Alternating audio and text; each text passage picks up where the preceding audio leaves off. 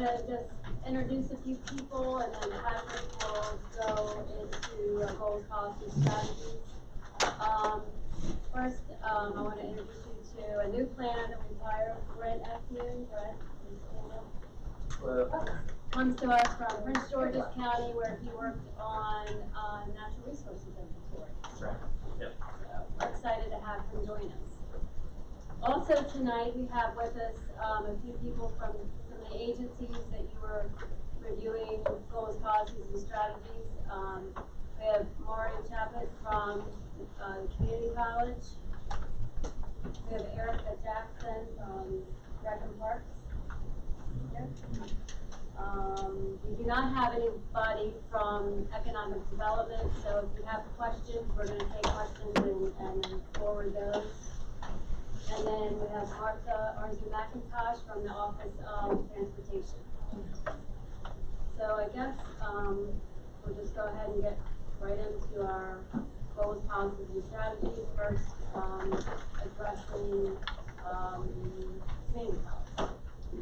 Yeah, so thank you all for inputting your comments into these documents. A handful of you have emailed us some comments, and I tried to go ahead and input those as well into this, so we should be able to talk about them all at once.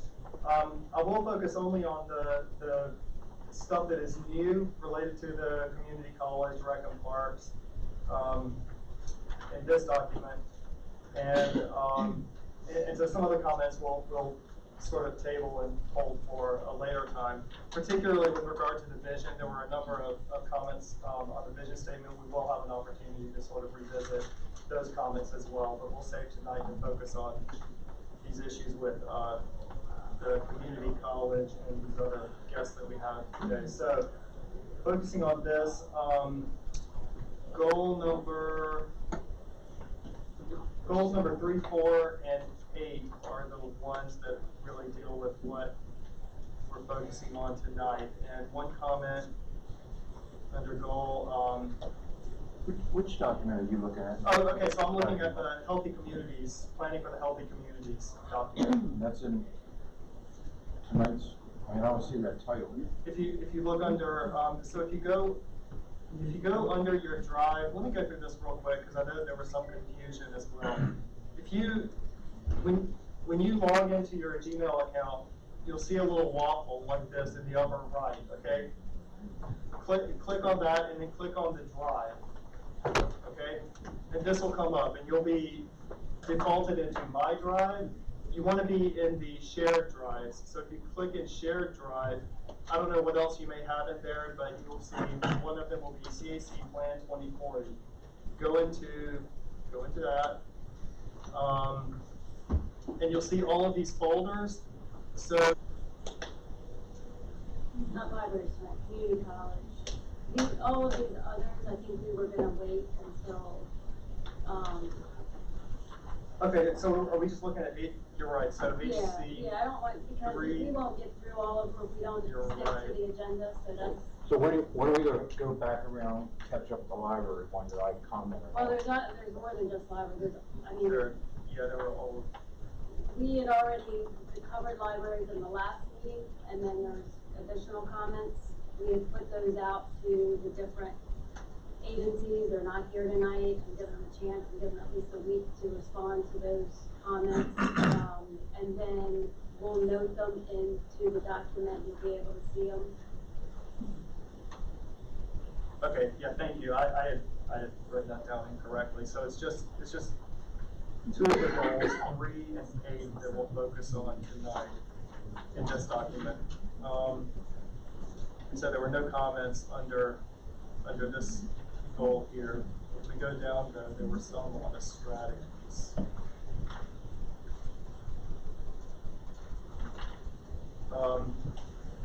Okay, so on page 6, if you're following along, policy: transform college facilities and services to ensure that Anne Arundel Community College remains a premier learning community for all ages and contributes to the ongoing health and economic vitality. And there was a question, can we use the word provider for premier learning community? That refers to the actual vision statement of the they've had, so I think the goal was to stick with that word. Comments under the strategies. Supporting the community college's ongoing commitment to equity and inclusion and closing the equity gap by addressing transportation, financial, and other challenges faced by low-income and underserved residents through public and private collaboration. So we will add, Gary, your comment there about childcare, college readiness, those sorts of things. And so I think this may be one that, Maury, if you might have a comment on this. Explore the expansion of learning opportunities across the county. Could more offerings be done from the community college through libraries, for instance? We have a very limited program in South County. Yeah, I'd be glad to address that real quickly for you, Patrick.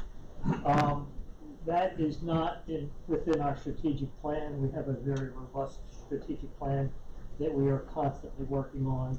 Truth of the matter is we have very limited resources. We have attempted on a number of occasions to offer programming in South County, and it's never been viable in the past. But we do offer some type of programming in 600 plus locations across the county, from the jails to, we've actually been down to Heritage Harbor South, Heritage and Harbor South.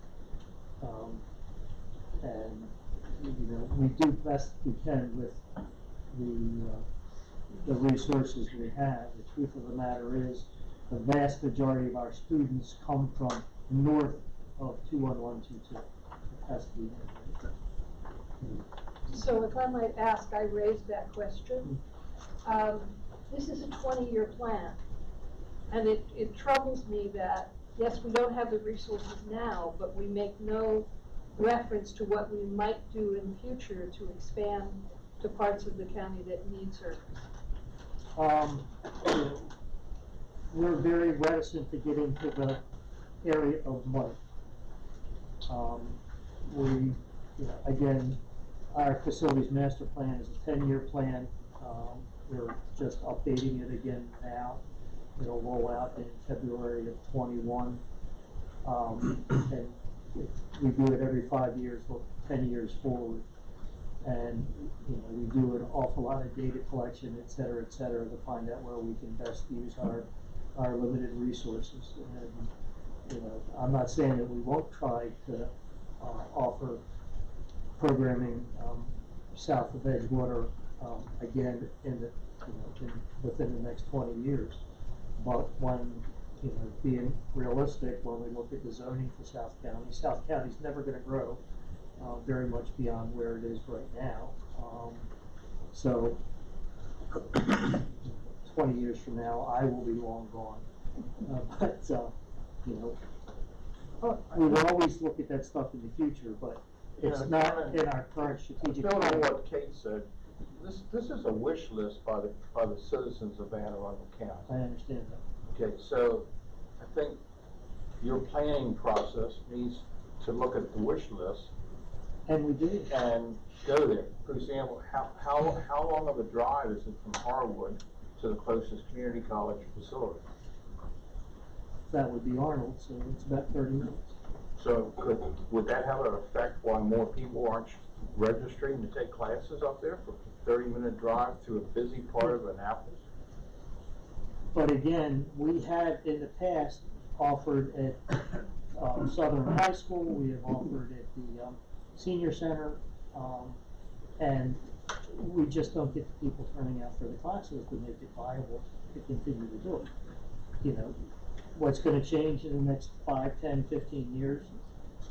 None of us have a crystal ball.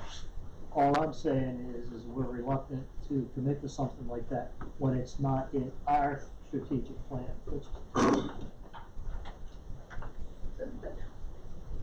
I don't want to beat a dead horse, but I'm going to raise this issue because it seems pretty fundamental to what we're doing. We're supposed to be planning for the next 20 years, but it seems that repeatedly we get told it's not in our near-term plan, it's not in our 5-year plan, it's not in our 10-year plan, so we're not going to encompass it.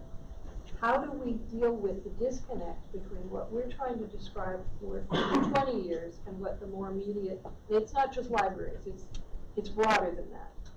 But it feels like an issue that we have not figured out how to deal with in this whole process. Kate, I'm gonna make a suggestion, and that is, so the plans across the county, whether it's Rexham Park, the community college, the Board of Ed, they're never gonna be on the same time cycle. But one thing that could happen in the GDP is that you make a recommendation for something that should be evaluated in their next planning process.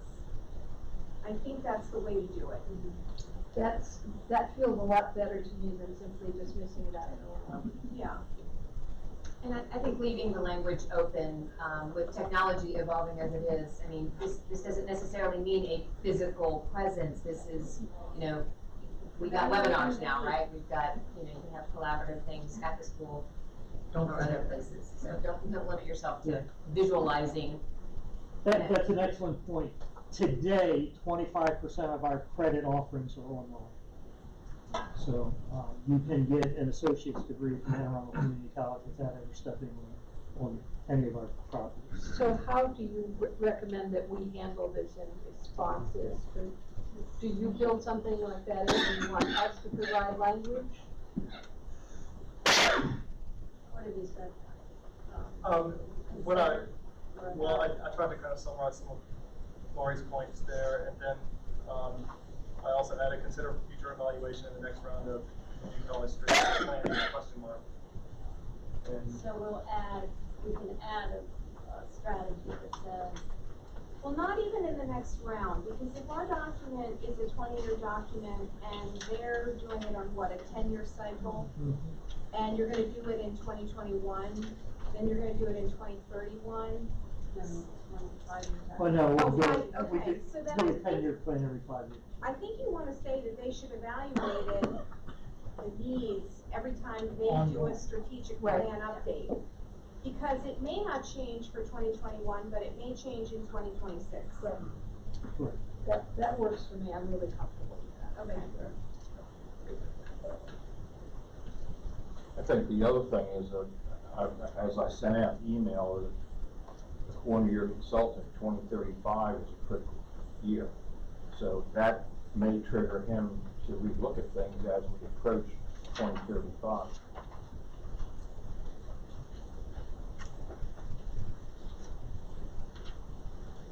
okay. So I think that was it under that goal policy and strategy HC3. Scrolling down to 8.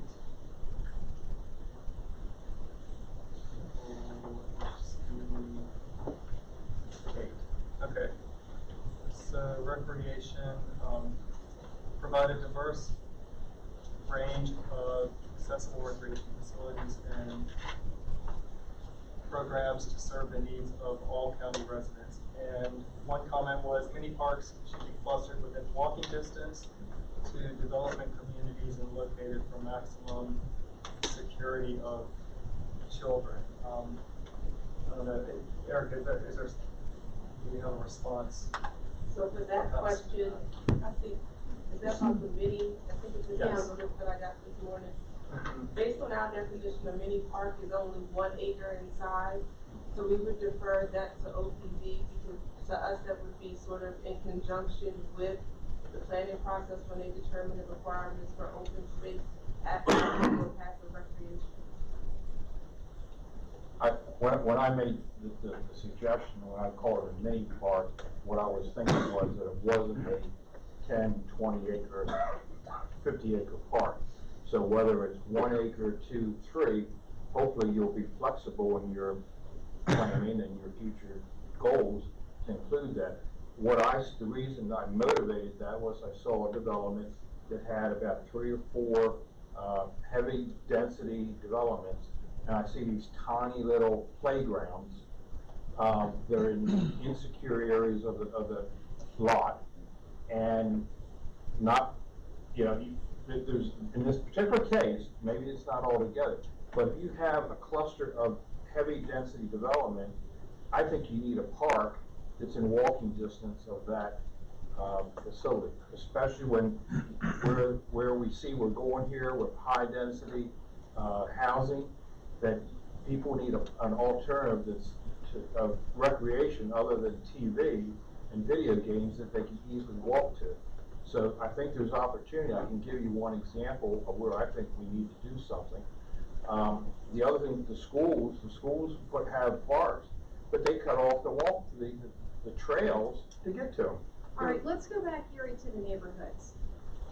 So, what Erica just said is, and if we do call them mini parks, again, I've only been with the county 4 months, whether they're pocket parks, neighborhood parks, probably the recommendation, if you think that, you know, there's an issue with how they're getting sited within developments, like they're kind of on the marginal portion of the project, or they're on the outer edge where they should be in the middle, then maybe what we need to do is put a recommendation in about evaluating the design standards for these neighborhood parks.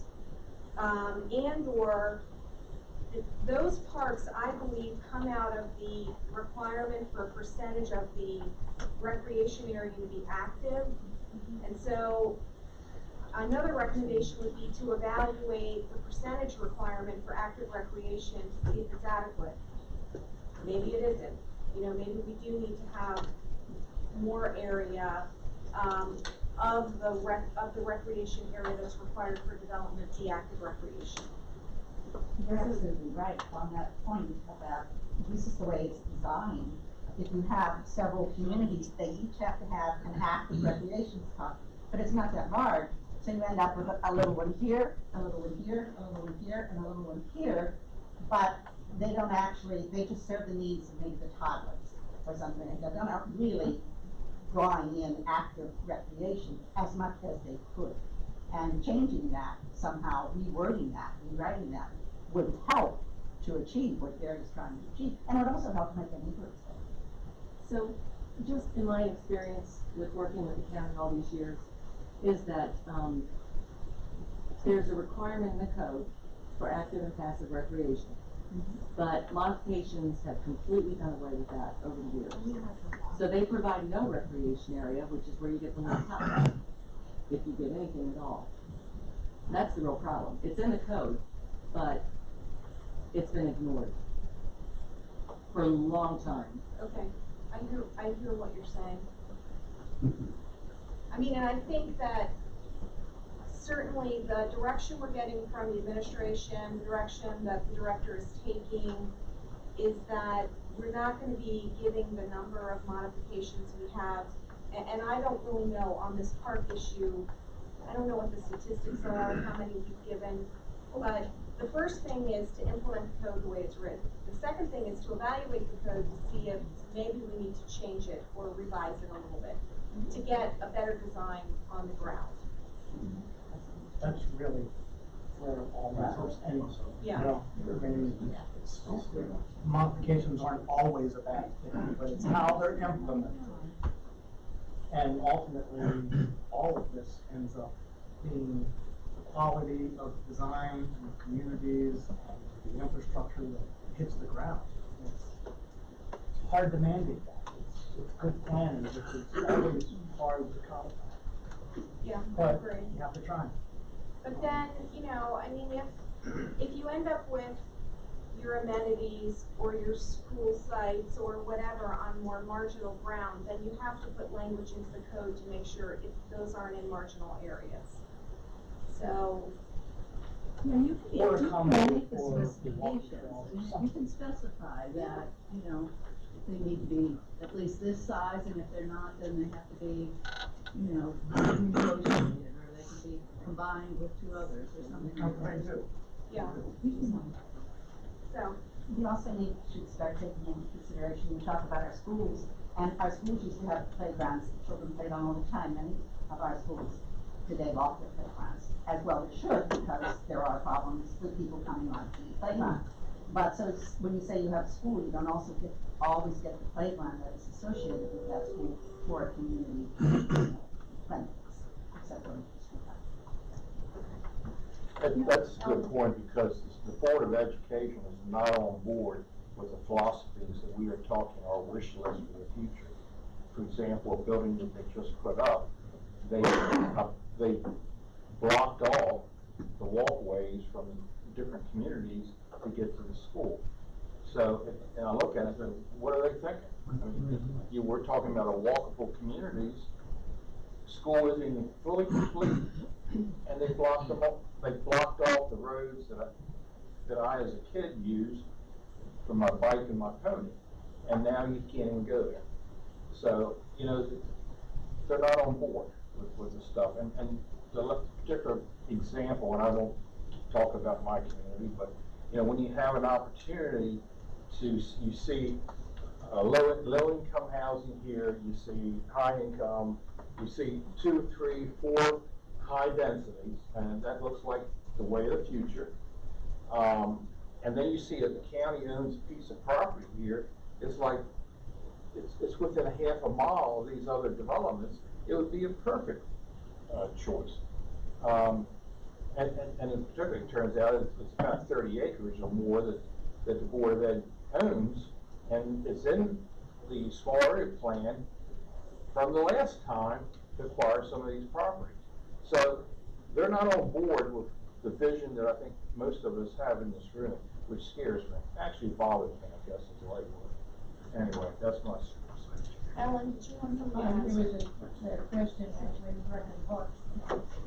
It came up at our last meeting with actually with a representative from the Board of Education.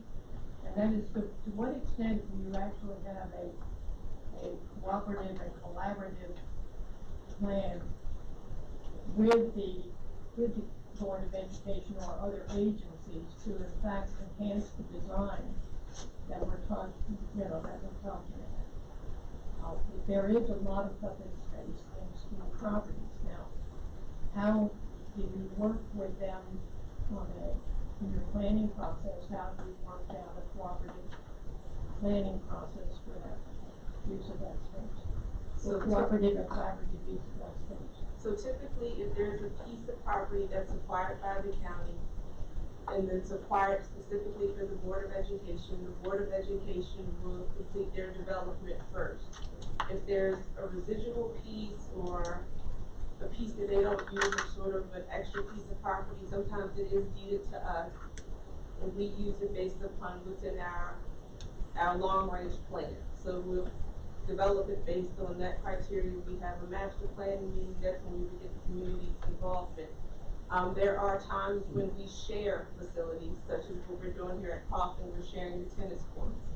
So it's a case-by-case basis, and I mean, I'm sort of new to this role in this, so I can't give you a more specific answer, but I can always go back and get a more detailed, like finite answer, but from a global perspective, that's sort of how the process works. I think it's the piece-by-piece process that we're referring to, that really shouldn't be piece by piece, but that the design in our communities need to be more cooperative and collaborative between agencies, so that the resources are used in the best interest of the neighborhoods or communities where they are. The development of large developments that ignore any kind of open space is a design issue.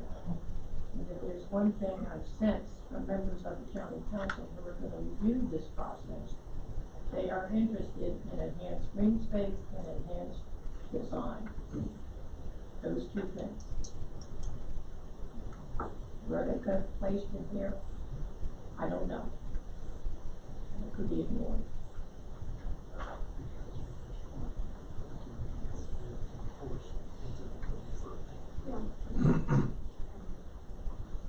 Can I ask another question, Christine? Did you just start to say something? No, I'm just writing down notes from Ellen. But what you referred to about the sort of the tension between what's in the code and what actually, and then when the modifications happen, and that's been mentioned a couple of times, that that's gonna be a different process, but is that gonna be codified somewhere? I mean, because if it changes from The administration. modification process is already codified, it's just that over the years, we've allowed a lot of modifications to happen, and we've allowed modifications to happen to expand the development envelope and shrink the other things when we typically talk about design, the things we want. So what I'm saying is that in my opinion, it doesn't really require a code change. It just requires stricter compliance with what the code says. But is there any way to demand that? Or I is mean, it- in all honesty, I mean, I'm on the other side of it. It is some kind of of- gone 180, 100, I mean, it really, truly has, and that came with new regime, planning zoning directors, new, direction down to the planners and so forth, and it,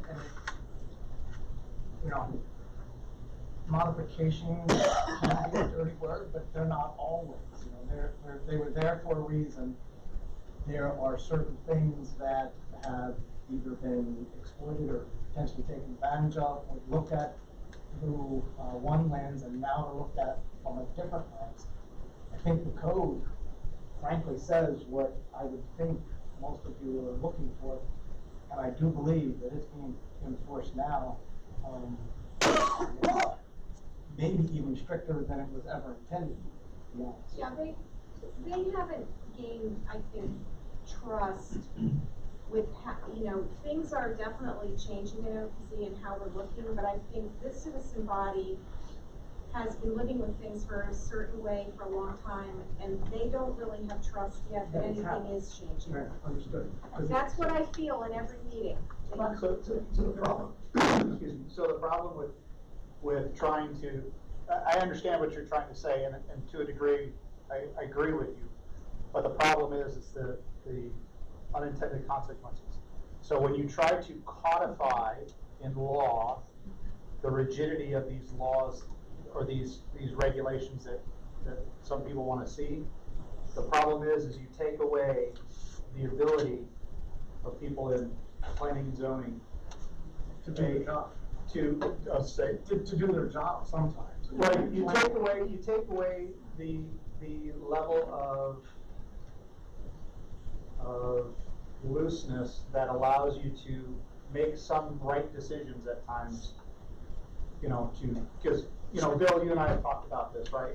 Again, right, not all variances or modifications are bad, right?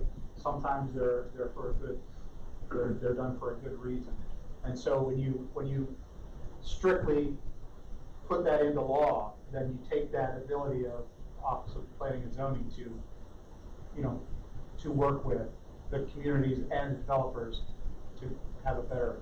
I think the bigger problem that we're seeing in the county is, like as Bill said, right, the trust of the communities with the new leadership in place after seeing what's gone on in the past, and the desire of a lot of communities to actually actively work with developers to make things happen as opposed to just willy-nilly go.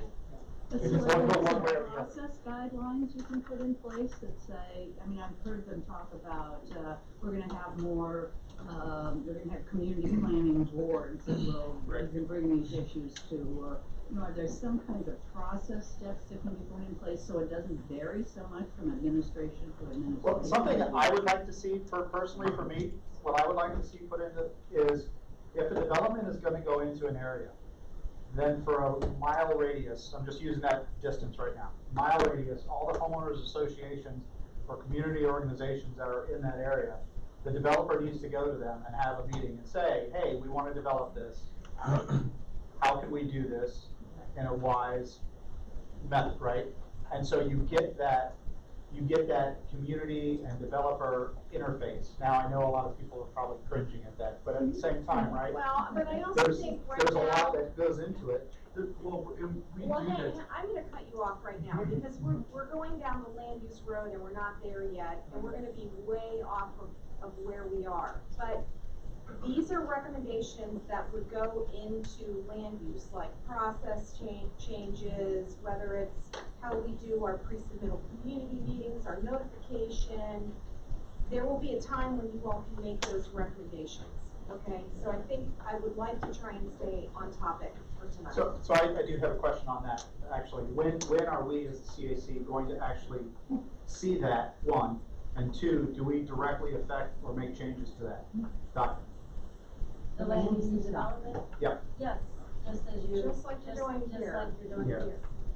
And when might we see that?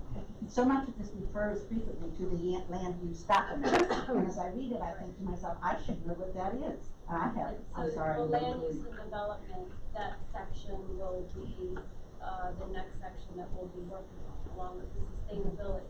So around, we have to redo the calendar, which we'll get into later, but around March. Okay, because I didn't see that in the Middle of calendar March, anywhere, yes. so that's why I was It's a asking. lot. We've been collecting information, but the land use plan itself, we have been working on with development policy areas and pieces of it. We've been working on with. Is somebody in staff taking notes? Because, I mean, the ideas that have been expressed, Yes, Mark is the I'm meetings. on. You've been reading the notes, right? That's what we vote on. And then, yeah, and then Christine and I are here taking additional. Ellen, and Ellen is gonna have the last word, then we're gonna move on. And then it relates to modification and the trail system. If there is a countywide greenway system and a countywide trail system, which is your biking, hiking, walking trails and connected paths, if that exists, then you need to consider under what circumstances can you infringe on it with modifications. Maybe not at all. Now, don't need rigid things, but if there is a plan for those things, and some of them do exist, then really, in the process, in the land use process, how can you just say, sorry, we're not gonna pay any attention to that master plan for greenways and walking paths? I agree with you. Well, I mean, I don't know where We it's. don't have a, for instance, a trails plan. Pardon? We don't have a trails plan in the county. Yeah. But we've had, I think there has been requests, maybe it's under transportation, for there to be that. There are bike paths. Yes, I understand. And I certainly would be supportive of There that is a going in the greenways plan. plan. And one of the recommendations in the GDP is going to be for the update of the greenways plan, because it's very old. And we're hoping to bring that plan forward almost immediately after the GDP. Yeah, and it's been cut into, so you're right, it needs to be updated. Yeah, we know that. Okay. All right. Moving on under policy, some of the strategies under HC 8.2. Ellen, you had sent an email with several points that I sort of placed generally under here, and we sort of touched on some of them in this discussion that we just had, including collaboration with the city of Annapolis to ensure continuity on greenways, bike paths, program enhancements, including maintenance of school parks in the city. Rec and parks should work closely and cooperatively with county cultural resources staff on recognizing heritage sites and fostering event planning. For example, and you gave an example of camping and visits to the Thomas Point Lighthouse. Opportunities for new equestrian and hiking facilities, more defined partnership between schools and rec and park for community sports and recreation centers and summer day camps. I think you had said, are we planning for what is Recreation and Parks doing to find space for the Bayhawks, and then also celebrating great county athletes. So I think all of those were in the context of recreation and parks. Eric, I don't know if you have any thoughts on any of those. So let's start with the easy ones first. The recognizing the county great athletes, which was number 6. Right now there is I have some notes on that. We have a Hall of Fame, and that's pretty much where the athletes are recognized. The purpose of Recreation and Parks is to get athletes engaged in the sport, more for development, not so much for accolation. So that really doesn't fit into our program. The space for the Bayhawks, we're not acquiring land for private users, which would include the Bayhawks. The more detailed partnership between schools for rec. Let's see, I think I have it here, so I can do that far. That was the question about Read them. community sports. And read them individually for her. Enlarge the print again, it includes graphics.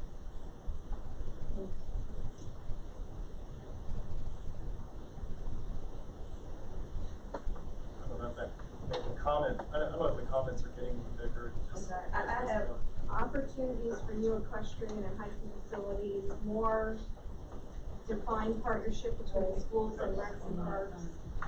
Okay. Okay. So the more defined partnerships between schools and recs and community sports, this idea is already being implemented through our child care and recreational programs. The opportunities for new equestrian and hiking facilities. This is evaluated in conjunction with our LPPRP, which we're getting ready to update for 2022. And during that process, we do complete a survey and where we ask what the needs are for the county. That also, and I forgot to mention it with the previous question, where there's conversation in there about proximity and equity, equality of facilities. So all that's captured in there. And then we talked about the hiking, the hiking one. And I wanted to make note that we have an extensive trail network. We currently have projects along South Shore, WBNA, and Broadneck Peninsula trails. And then some of the smaller parks, we do try to include a combination of paved and natural trails that can be used for hiking and biking. And then we are working to address the needs of the equestrian community. We had a meeting and specifically for that, and none of the people that used equestrian showed up. So it was kind of odd that there was a meeting and this is a hot topic. It's in our LPPRP. We have projects that we're pushing forward, but nobody's there to support the project. Let's see, cultural resources. We always welcome the opportunity to partner with other agencies, but again, I'm not sure how that ties into this specific goal and this specific strategy, but we do welcome that opportunity. And then there was a 5-year plan that should include collaboration with the city of Annapolis to ensure continuity on the Greenway bike path program enhancement. And then there was a part on there about first class maintenance of school parks in the city, and I didn't quite understand that part. So if Ellen, you want to explain that part, you have to provide your written answer for that, or we can talk offline. But in regards to the Greenways bike path and program enhancements, I do agree with Ellen on the comment about when we get the modifications in the subdivisions and they want to do stuff in the Greenway, that we don't have a way to restrict the development. We're not an enforcement agency. But in regards to the other items that were in there, the department does continue to partner with the Office of Planning and Zoning related to Greenway and Green Infrastructure Plan, updates, analysis, and tracking. During this process, adjoining jurisdictions like the city of Annapolis, Howard, and Prince George's County are consultants. We also continue to participate on the Bicycle Advisory Commission as we work toward improving pedestrian and bicycle safety and connectivity to all attractors such as parks, schools, shopping, and businesses, particularly the Office of Transportation won a state bikeways program grant to assist in the feasibility of connecting the popular trail in the city of Annapolis with the South Shore Trail Southern Reach. So we are making efforts toward this. It's just not reflected in this plan. It's through the LPPRP and our capital budgets. Oh, I'm sorry. It's our long-range planning and preservation plan. So again, we'll get ready to do another update. The first part of that is for us to determine some matrix. We will do a survey where we send it out to the community, and then we get the feedback on what the needs are. And we do that every 5 years. So that'll probably happen 4 times. If your plan is 20 years, we will update it as we go through this process.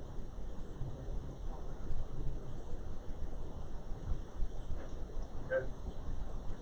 Like I said, did not quite get all of that. That was very quick, but thank you. I will go back to the tape and make sure that I've captured that as well.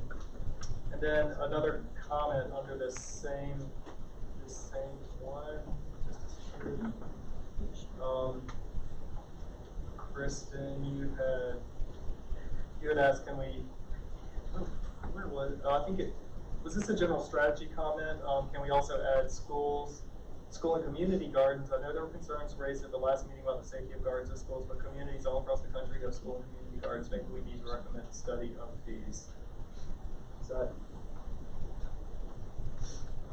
that something?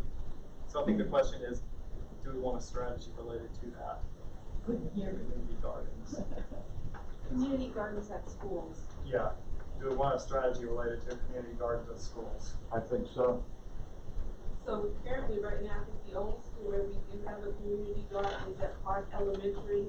From Park and Recs, we also have several large community gardens in Kinder. I think we have 100 plots there.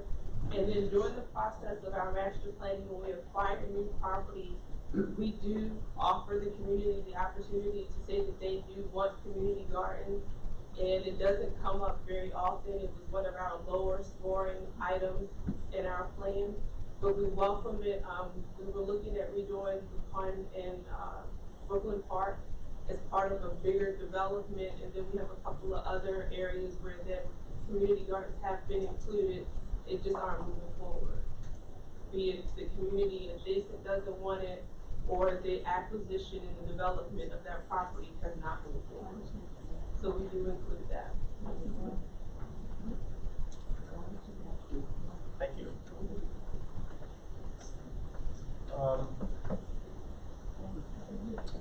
Okay.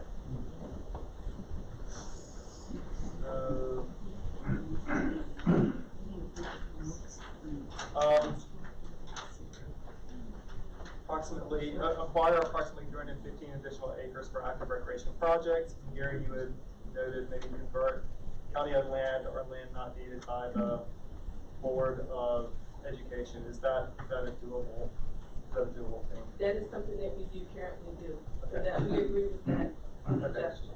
That is something that It was in the last small area plan and has not yet been implemented. I forgot how many years ago that was. So I think we need to put more emphasis on it Okay. and take advantage of opportunities as they pop up. we do it with the Board of Ed, and we also get property from DPW as well, when we don't no longer need the land for the original purpose that it was acquired. Patrick, what I hear is about title to the land. And actually, if you've got a large piece of public land, why do you have to change title? It's a matter of a cooperative agreement between the two agencies in terms of use in some areas. That's particularly true of school property. So it's not a title issue. It doesn't seem to me it's a vision, cooperative, a cooperative agreement.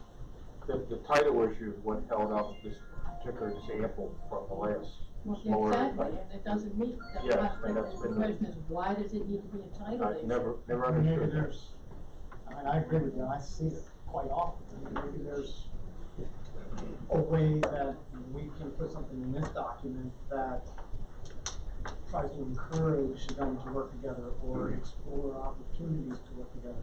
I don't think we can mandate it here, but bring it up as a, something. I mean, there are other counties that have plans Sure.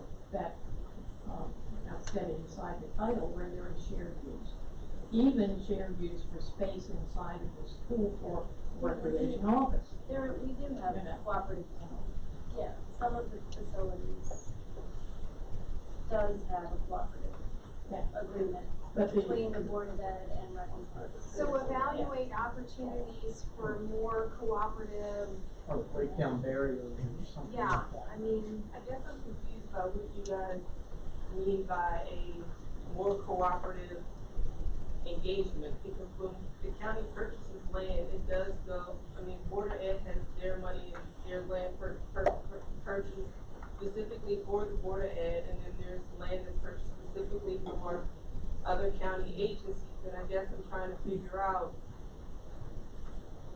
what do you guys mean if you don't see the cooperation? Because we share facilities, we have documents in place that allow us to use schools, schools uses our rec and parks, we get land from the Board of Education, we sort of swap and we share. Is it just that it's not apparent when those things are happening, or? I'll give you an example. When Ted Sophocles, Pam Bottle, Ed DeGrange, and a couple others, and the community can't make this happen, something's not right. Can't make what happen? Cooperative between the Board of Ed and Parks. I mean, like I That's said, not an example, because what she's saying is there are agreements in place.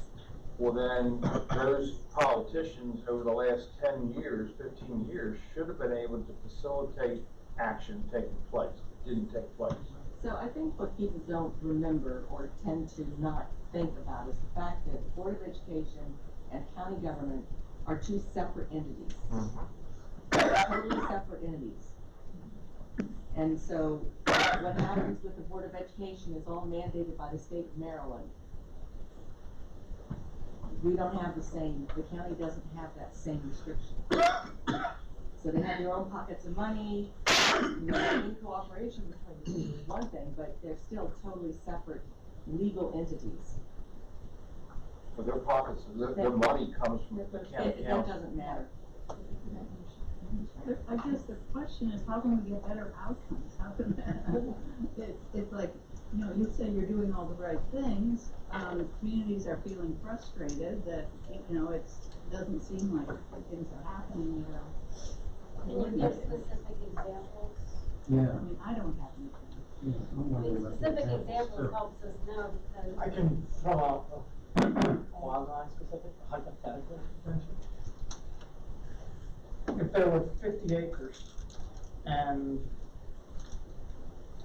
it was slated for an elementary school or something, and the county bought it, transferred it to the Board of Education, but 50 acres is more than what's needed for an elementary school, could Parks and Rec then fund part of additional fields and join in the cooperation of that? So for example, if you go to Maryland City, Rockbridge Elementary School, the multi-purpose field that's out there straddles Board of Ed land and it's on park land.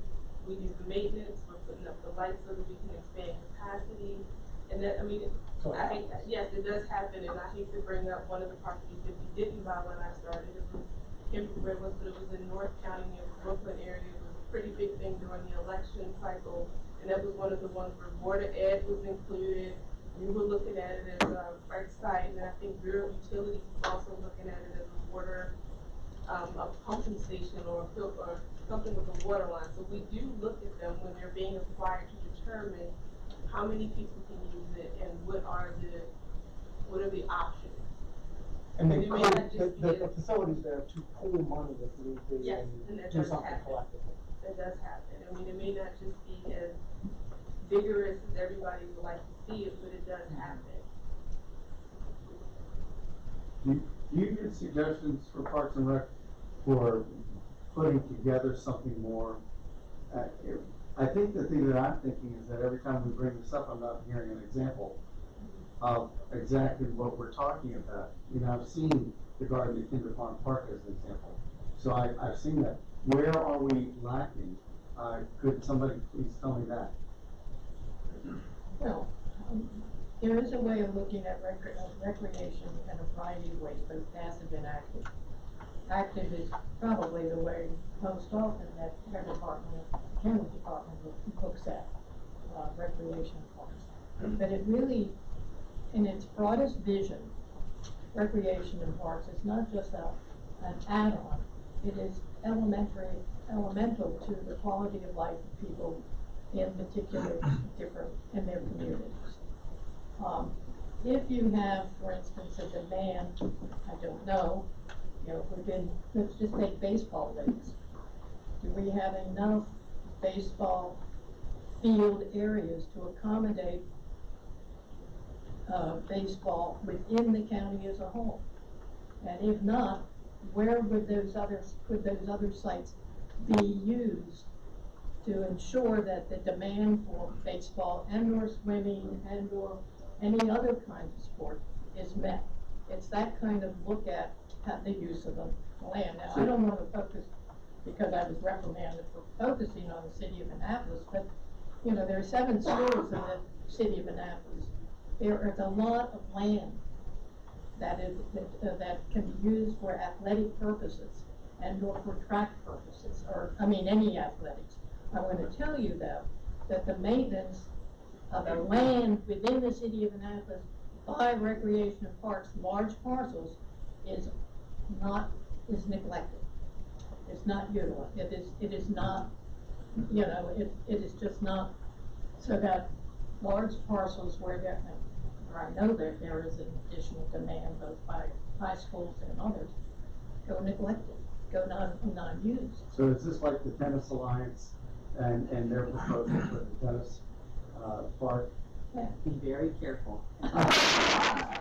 So, I will give you 2 examples, since you asked them. Okay. If you go out to West County and you go to a particular development out there, you will find lots of little potlucks. You just drive around, and then in the middle of them is the school, Seven Oaks Elementary, I'm not sure.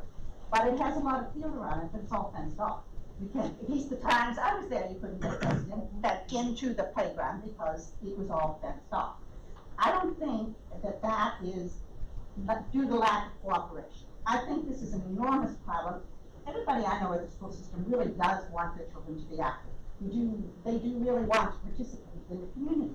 But there are a lot of whats and wheres before you can do this. And my other example is a development in my neighborhood decided to offer community garden as active recreation.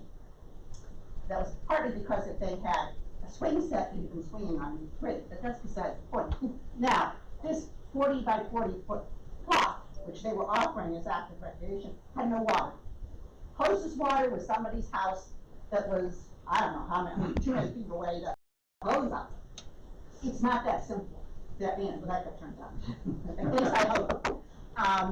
It's not that simple. This is a difficult problem, and I don't think it deals with recs and parks in the schools. I don't think that's the basis of it, not wanting to cooperate. I really think they want to, but it's just so many. So when you get from Parks and Rec the recommendations, this is coming from grassroots, from your school personnel or local community association saying, hey, any way you guys could do this at this property, is that right? So, Because it seems to me we're talking about. It's a little complicated because, again, Rec and Parks always starts with our 5-year master plan. That's kind of always where we start. Then we sort of look at the demands that we're being asked for. So somebody may come in and say, hey, we need more field time in South County. We don't have enough time for baseball in South County, or why did all of the ball fields end up, and this is not factual, it's just more of a scenario. Or why did all of the ball fields end up in Pasadena and not down here where we need it? So we'll look at the number of children that are enrolled in these leagues, and we'll say, okay, they got ball fields because their teams are growing, they're expanding, your teams are dwindling. So right now, we don't see that there's a need down there for you guys to get this. The other thing that we do is when somebody says that we need more time, we look at other alternatives other than buying land. One of the alternatives that we look at are installing lights, because if we install the lights, we can expand the amount of time that the fields can be used, and we can get more children out or more people out to participate in the activity. So we kind of look at it a bunch of different ways. We do share facilities with schools. We just get it where we can get it. We get it kind of where we can fit in addition to our own programming. How many hearings a year does the Parks and Rec department hold? So right now, our process is that we have 51 parent contracts that are open.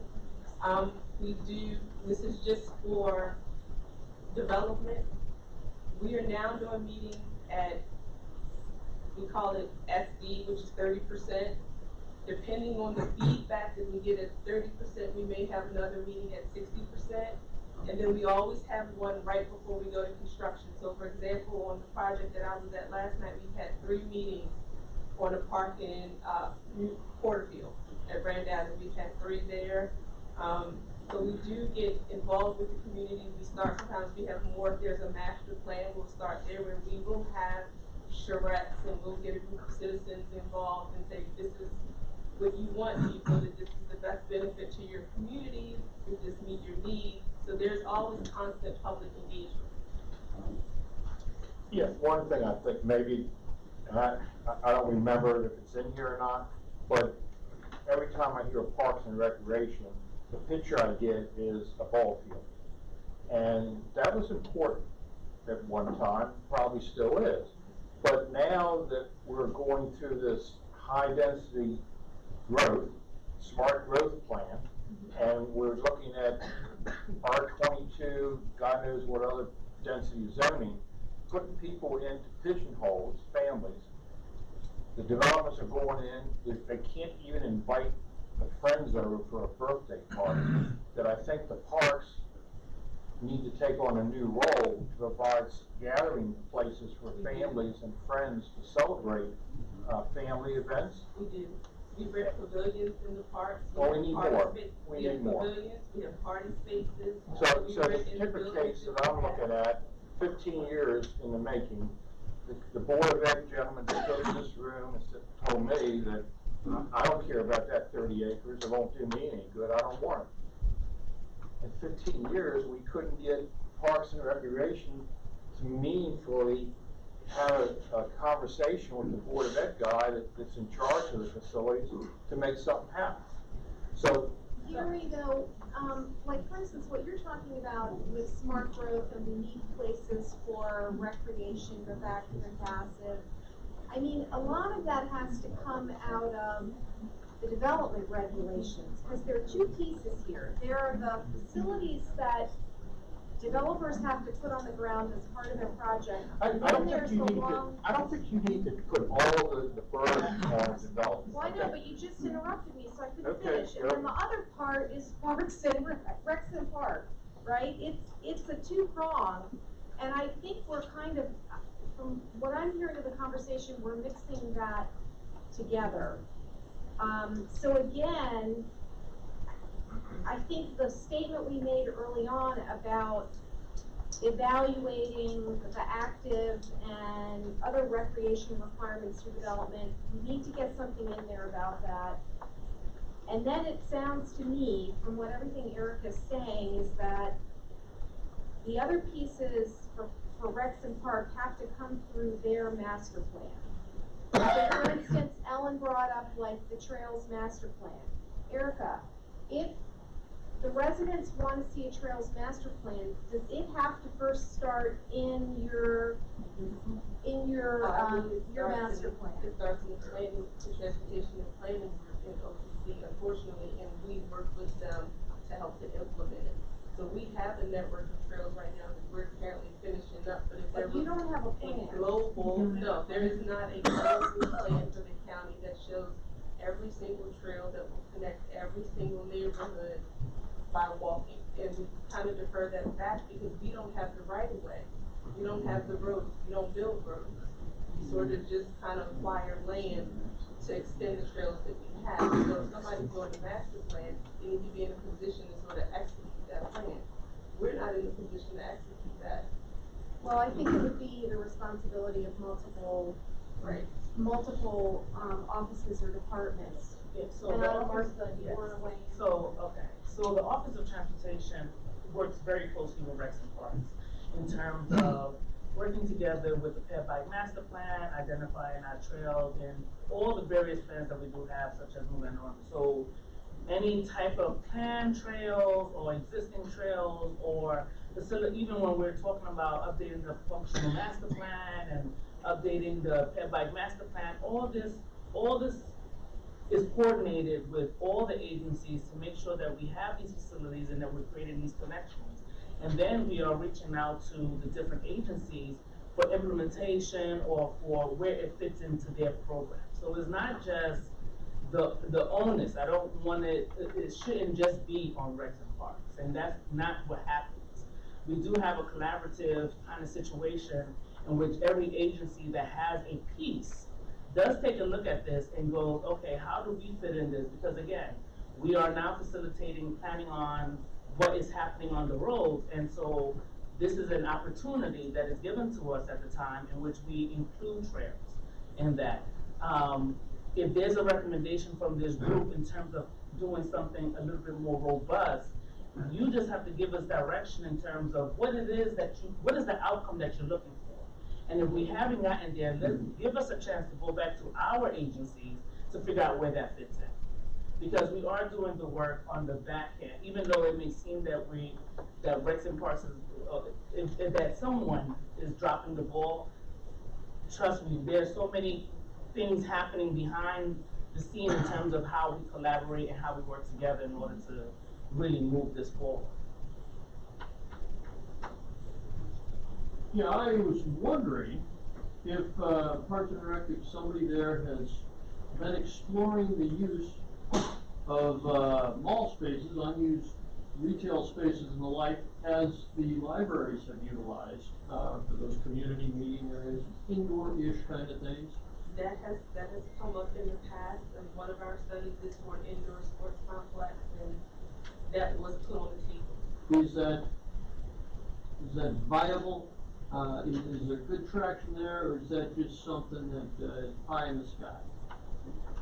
The answer I gave is probably the best answer that I can give on that. All right. All right, so I think we need to cut this discussion off because we still have a lot to cover and it's already 6:04. But just one minute, because I think you made a really good point, that if we want to see something different, we need to articulate it clearly so that you can then figure out how to make it happen. And we are going into a new era of more smart growth, condensed housing, and we need to be able to find some language that we can put in this document. Maybe it has to do with every 4 years when you're doing a master plan, you need to look at the density in a different way. I don't know exactly what it is, but there's got to be some way to anticipate a need that's going to be a consequence of the way we're now trying to plan, that's going to be able to make these things happen. Yeah, I agree with Kristen. Based on what she said, is you know, I suspect there's a smaller group in the whole that has a passion about the parks. Is it a possibility within the structure of the CAC to have a subcommittee? There are people that want to dive into this issue that we've been discussing, so we don't tie up the whole group? Is that permissible? Subcommittees are permissible. I'm just thinking in terms of our timeline. 40 years. Yeah, but we don't have that timeline for producing the plan. I know. So, Well, to me, this would be volunteer time that some of the people that have a passion for this would get together and come up with some vision statements.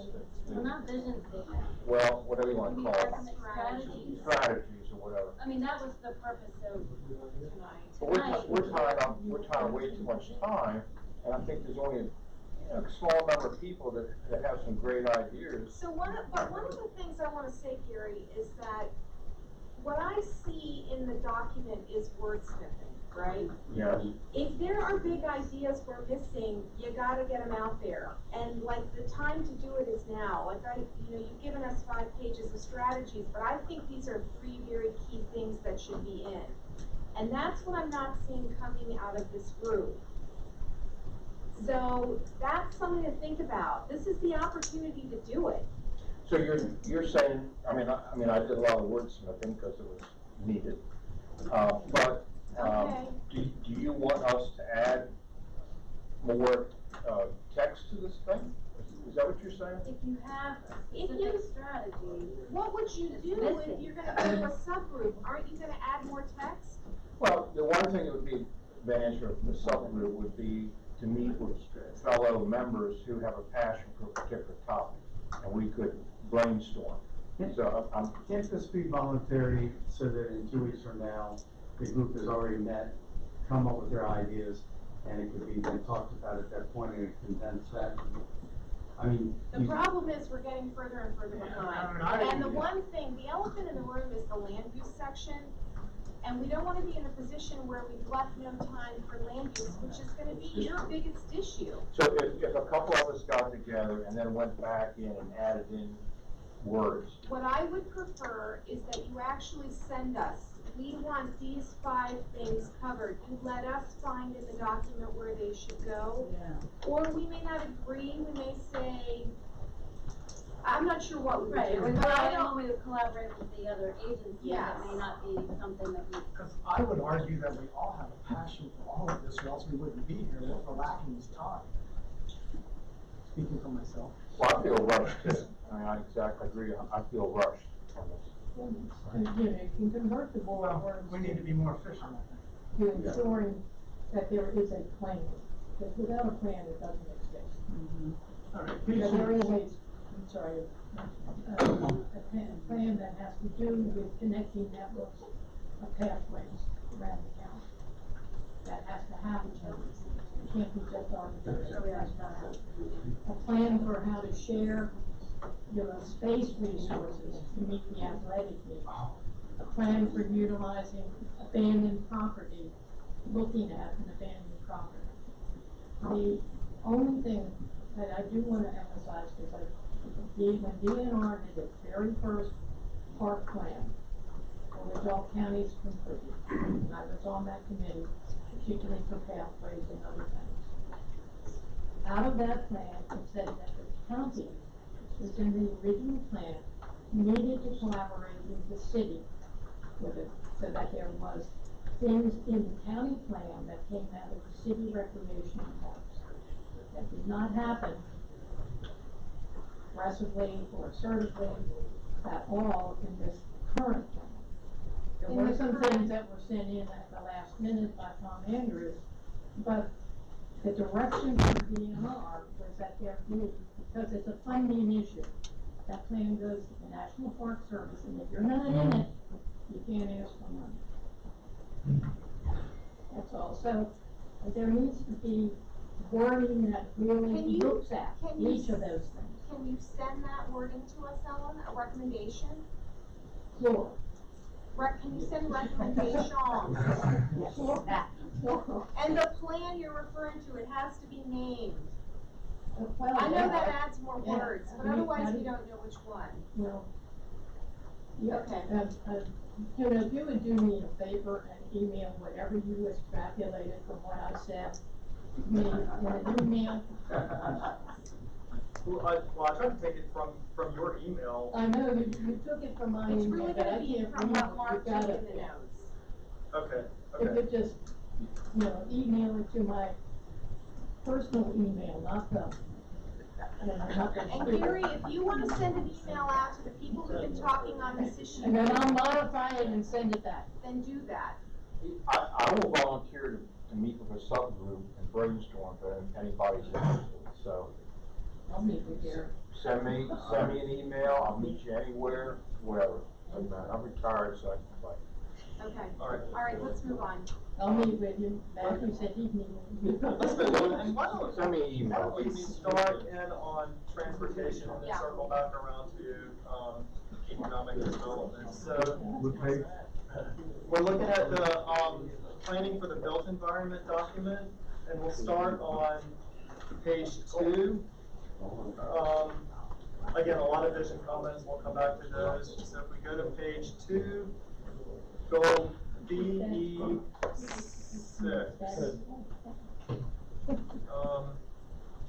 Let me get through it. Provide a well-maintained, multimodal, create and maintain, we can do that.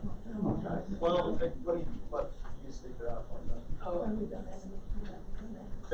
So, A lot of this, and just to give you guys some background, a lot of the information that was provided for the goals and strategies came from the Transportation Functional Master Plan that was just completed, and so, which is also accompanied with its own commission and a lot of community output and stuff like that.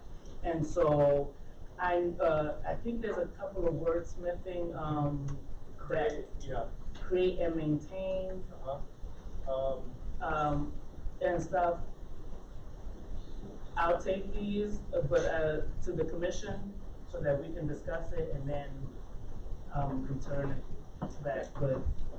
I'd like to make a comment. The thing that I was thinking the other night when I was reading your stuff was, I don't think you really identified, recognized the combining the low-income housing initiative with the traffic issues in Anne Arundel County. And they are so tied together, and I haven't seen anything that really makes that connections and say how we're gonna make it even better. Because and the reason it came up was when I was having breakfast at the Hideaway, the waitress, I said, and we were talking about her driving to Annapolis, and she says, I won't go down there, because from Odenton, I have to live 45 minutes away in Western Maryland in order to afford a house to live. So those kind of people put a burden on our traffic system. And I think those words ought to be in here, something, because it really, if we can get people around, say, Arundel Mills or a town center, living there, I get them off the road. And I've always fussed about traffic. And I think that is addressed in the goals when we're talking about introducing a new model of transit. So that it maybe is not as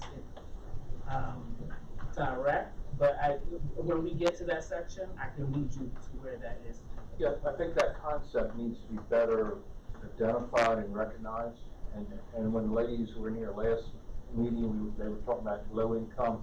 And yeah, we were talking about the need for low income, but it's the offset is going to be less need for more and more roads, or wider roads, which never seem to really fix the problem. No, I think that.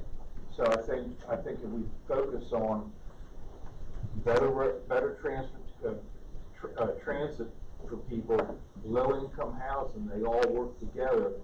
And low-income housing, to me, is probably cheaper than trying to build the superhighways in the county.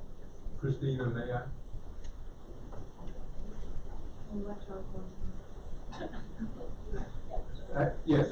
John Corn, I chair the County Bike Ped Advisory Commission, and I'm on the Transportation Commission, which created the Move Anne Arundel Plan, which was recently approved by the County Council. So it very much embraces the theme that you're talking about. In fact, it has a quantified goal for reducing the percentage of single occupancy vehicle trips in the county to get people out of their cars and carpool, transit, on foot, on bike. What we need from this GDP group is to get the land use policies dovetailed with the transportation strategy, because it can't be just one or the other. If you don't do the land use to get people to have places where they can live, work, and play without getting in their car every day, the transportation can't do it on their own. So push the land use and transportation integration. It's the most important thing, in my view, that this GDP plan can do. In your plan, how would you define or identify, how do you define peninsula roads? Peninsula roads. So I know that there has been language that is being introduced in terms of peninsula roads.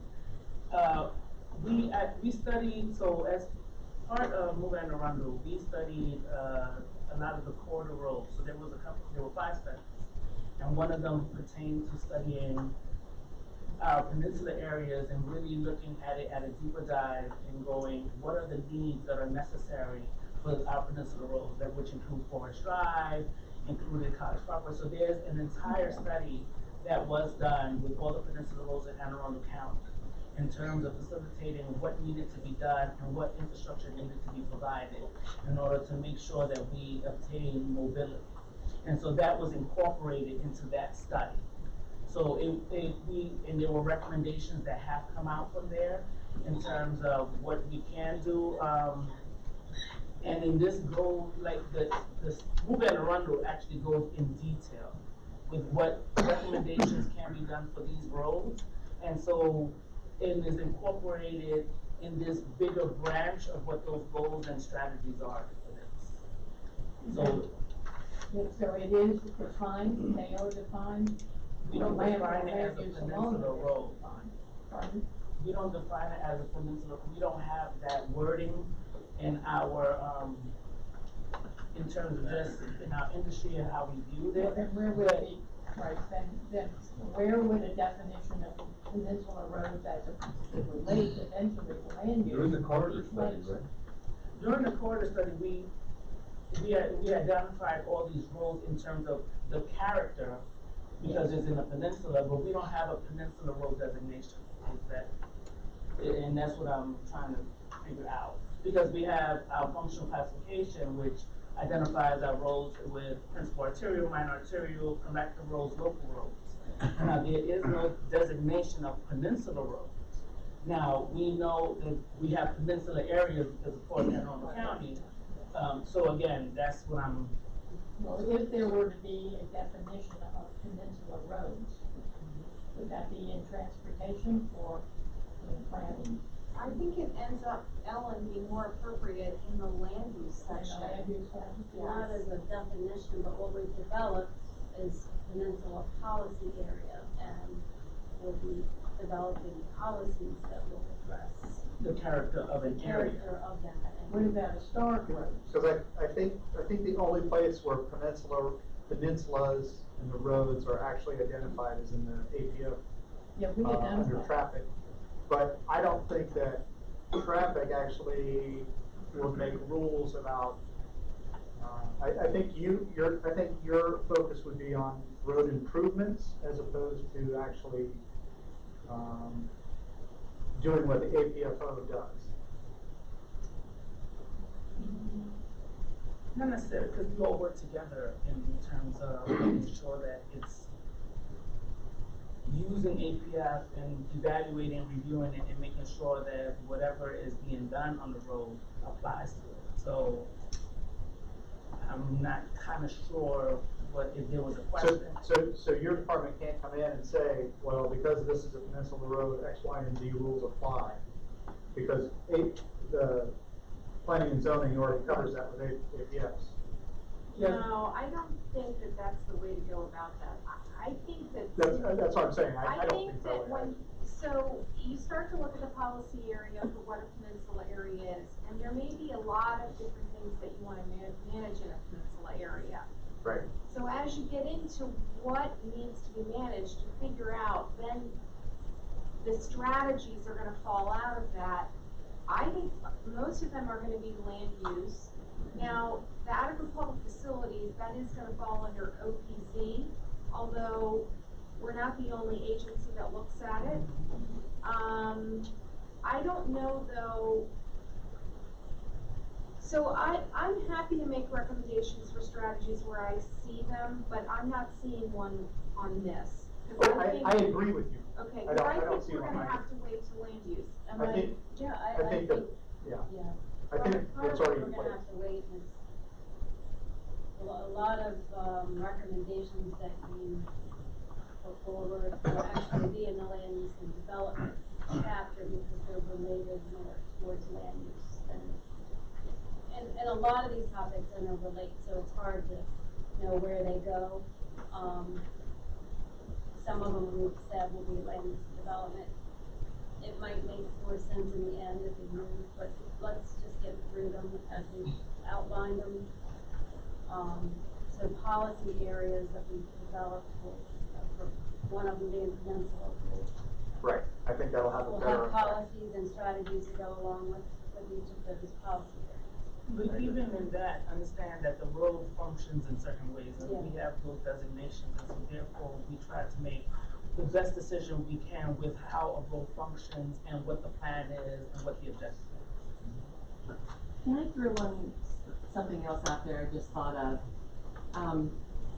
One of the things that I also ran into a lot when I actually did subdivision reviews way back when I was at Ribbon Parks, is that a lot of these communities, as they're being built, the developers and the people in surrounding communities don't seem to want to have connecting roads.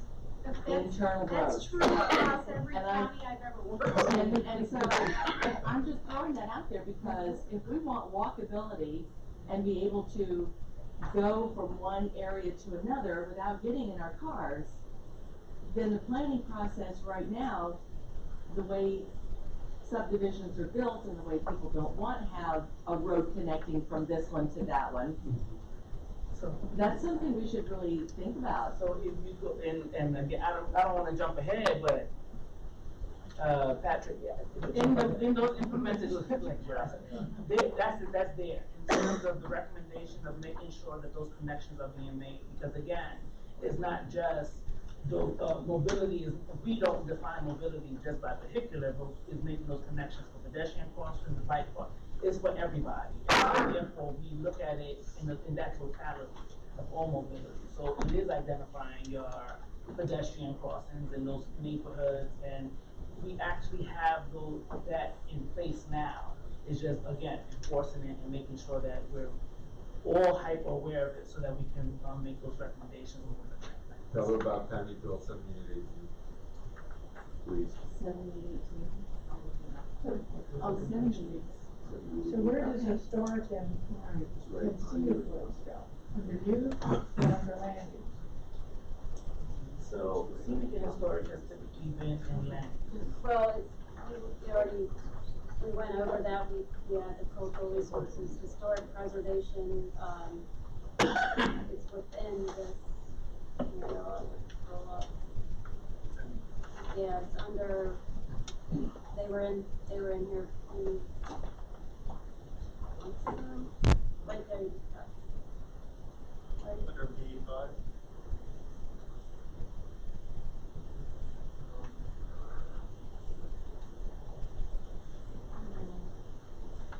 Nothing sort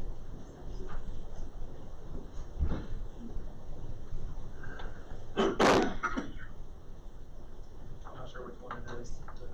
I see B5 to protect and preserve the significant historic and archaeological resources.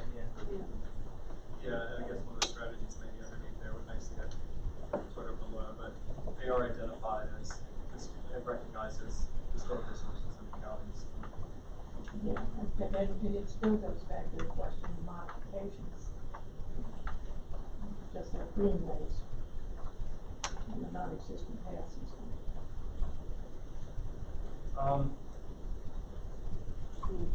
Yeah. No, wait a minute, I missed one. Policy BE3-1. Did am I the only one who missed it? Well, we were really focusing on the ones that are related to transportation. Right now, there were enough of all of these comments. I'm sorry, but we'll go back to that later. Yeah. We have noted and addressed them. They're kind of archived here. So B6,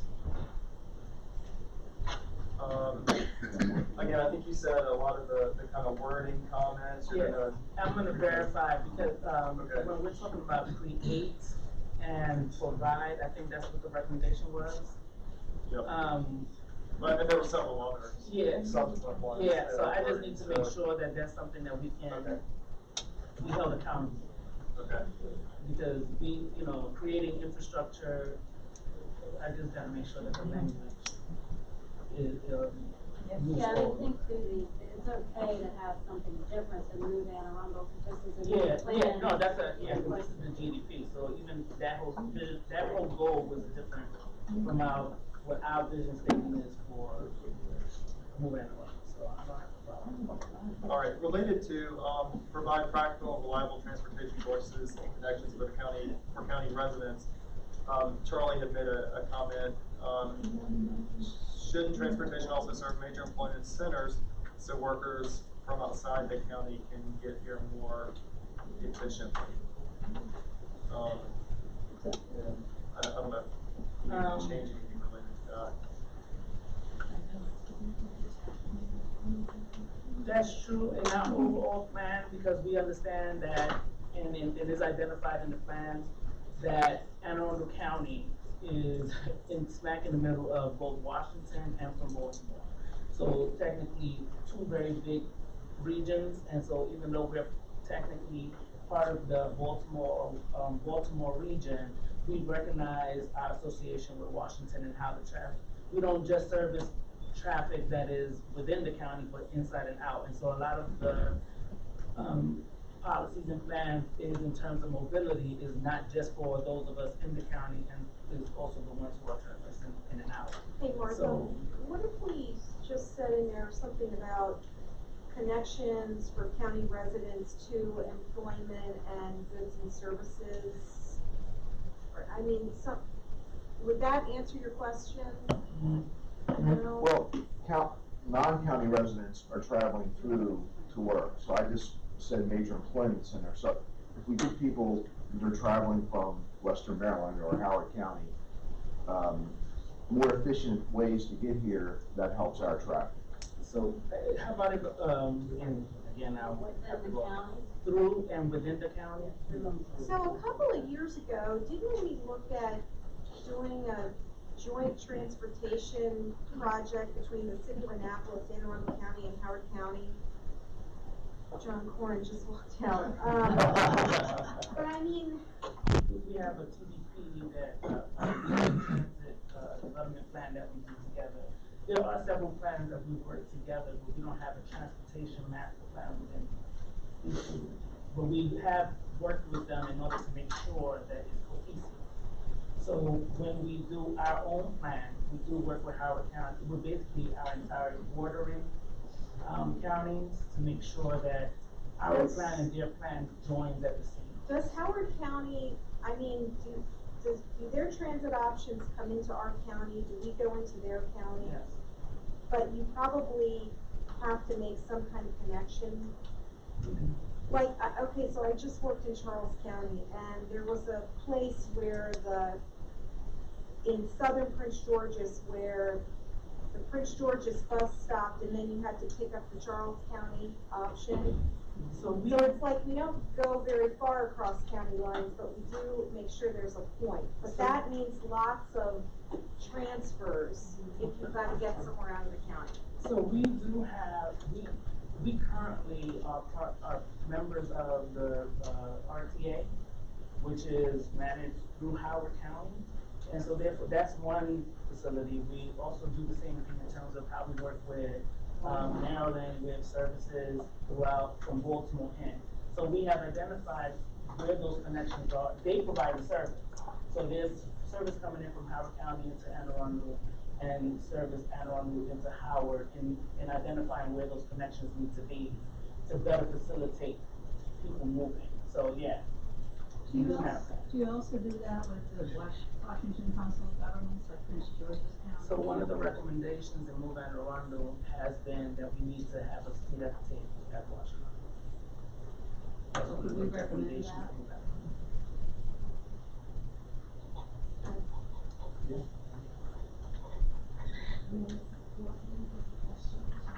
Well, and have formal agreements.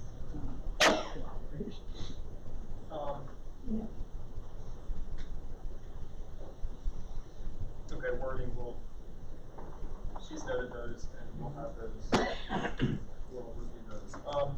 Scrolling down to looking at the strategies, page 12 through 14, if you're following along.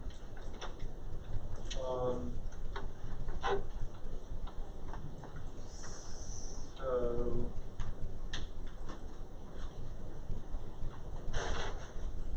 are we referring to toll roads? No, it's not what we're referring to. Again, wording, I think Martha will take a look at those.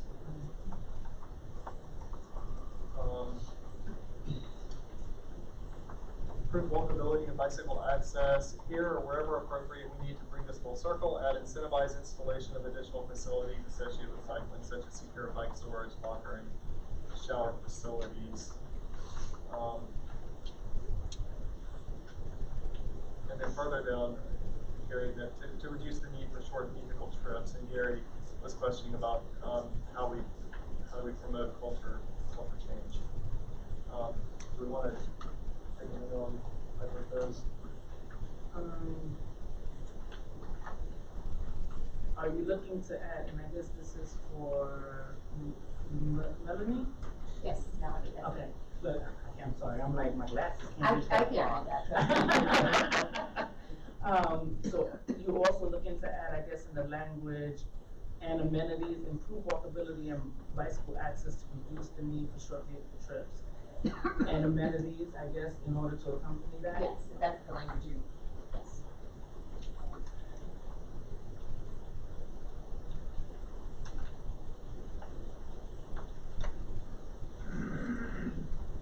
I wanna say that we have that, but I was thinking, yes. Okay. And again, this is the VP and yours is different, as long as there's some synergy between the two documents.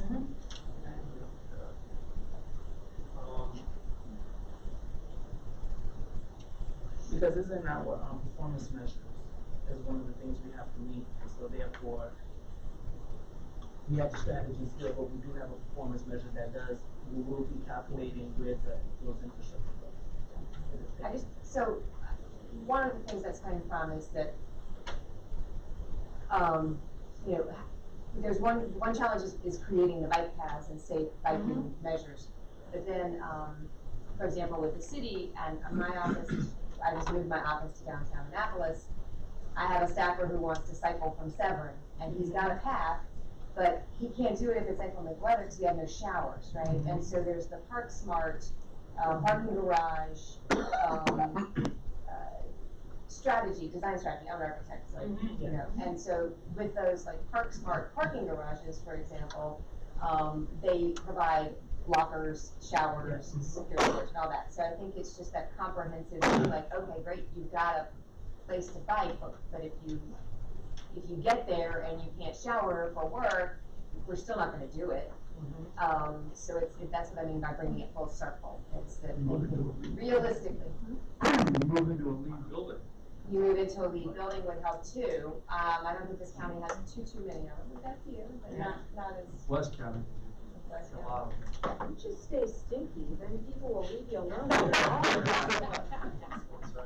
I like that strategy. Just a thought. Well, you know. No, but it is an encouragement. Lean is becoming more and more part of codes. And I personally, we put shower stations and little locker rooms in each one of our buildings, but it makes us a differentiator over, say, somebody else who doesn't. Absolutely. So I don't like make you put a gun to our heads to do it, because then you're not a because differentiator. then we're not a differentiator. I get that, but that's for new buildings, right? But, you know, especially with this. Well, we retrofit old buildings, do the same thing too. Okay, retrofit old buildings too, but I think I think that not all developers consider that Sure, when they're doing that. sure. Well, and they should, and it's to their advantage too, because it can differentiate them from the millions of other square feet out there that don't. Right. Moving down under enhancing community walkability, number 4, continue to update the county road codes, standards, and specifications in accordance with the county's complete streets policy. And also, Melanie, I think you had said this policy needs a hard look. The unintended consequences are destroying the character of our communities and requiring more than reasonable destruction of our forests and green spaces. There needs to be flexibility in the design standards. Yeah, I actually like that, and I think there's something that needs to be added to that. In the essence that the improvement of the streets is not so more development can go in.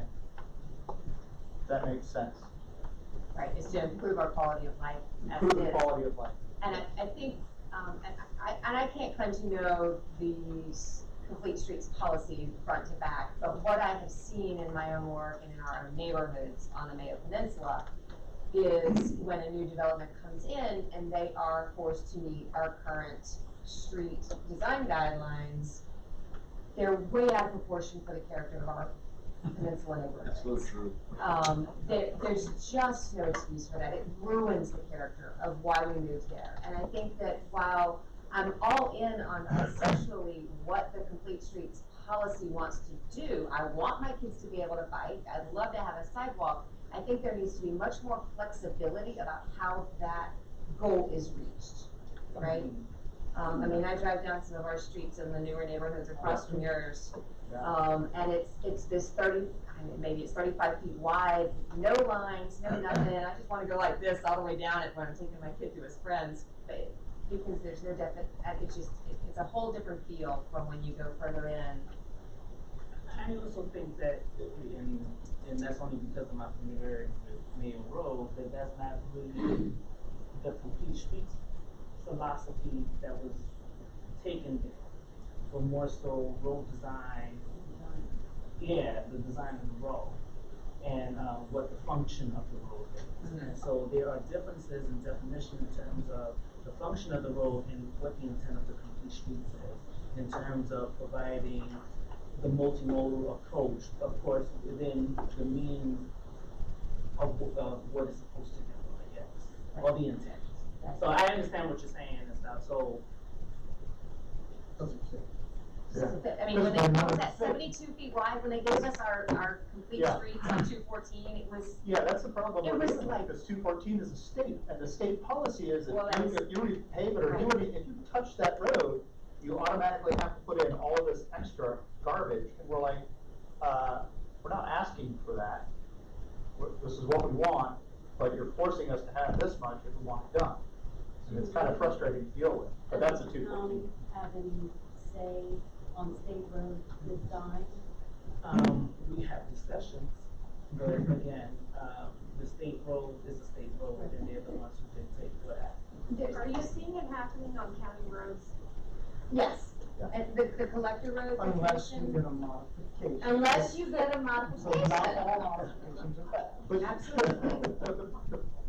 Keep going, because I have more to say, keep going. But is So, this yeah. a design problem? I mean, wouldn't it be nice if there were the trails and there were the sidewalks and there were the. That's what I'm asking for, is design flexibility. Right now, they're very rigid and they're very, we have to provide, this much width, this, for this add to that, this much width for this, add to that, this much width for this, to make your complete street.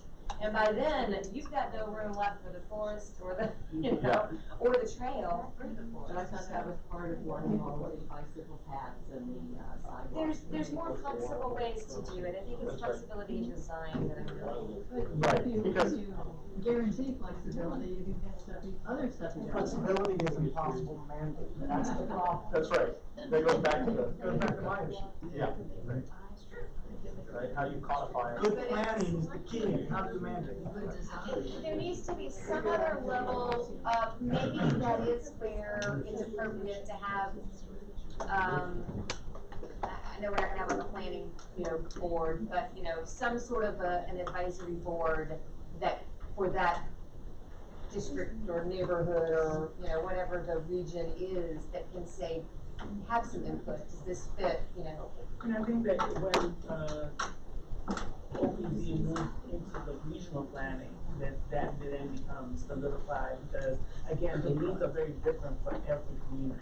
That's a good point. And I think that maybe that is definitely something to keep in mind as when the GDP is finished, and they move on to the next process of doing the regional plan, because again, everybody's needs are very different. What may be appropriate for Mayo may not be what is appropriate for Broadneck. So, so it's one of those things in which those communities should be able to decide. Correct. And- Correct. Absolutely. Do you know where we are with the updated design manual? Because I think that update addressed some Yes. what you're getting at, but again, it might need to be refined during the regional planning process. I have to get back to you on that. I don't know what the new schedule is. I know that they've been working on it, but I don't know when it's supposed I to be. haven't received an scheduled. email. I haven't. Okay, so what we're talking about is that the road design manual, there's been a group that's been looking at it for update. Because what I'm hearing is that, we don't necessarily wanna design a collector in a more suburban or urban portion of the county.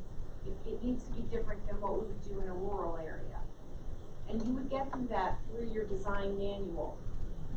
So let us figure out where that is in the update process, and then based on what we find out, we will create a strategy to address that, okay?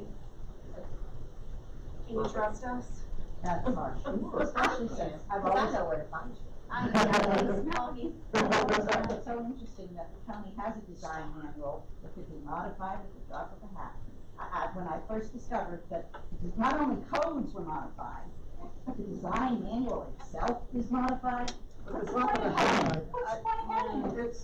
It's very frustrating sometimes, I'm sorry. I keep my mouth shut a lot, but it's very frustrating to hear drop of the hat, at a whim, It and so doesn't forth. really happen at the It drop. doesn't happen that way at all. It It's a started pretty in big process. 2017 and we haven't finished it yet. So that's not- So that's not the drop of the hat. There's a lot of I thought apologize for the going words, but into it. I understand where you're coming from, but, you know, modifications aren't counted out like trick or treat candy. It's just not. Yes, surprisingly anymore. I love it, they were handed out like after the minutes. Like what? After the minutes. You know, a lot of those things run pretty fair with the modifications, and I think that history is why. Let's stay focused. We gotta Gotta get through transportation and then back to the economic development. Under advancing a new model for transit in the county, one comment, this is the direction we should head, obviously, but it's going to require a changing culture and mindset, which is never easy. We will need to de-incentivize single car use by reducing parking in areas, as well as incentivize, somehow also we should add, electric vehicle station access to this in other sections.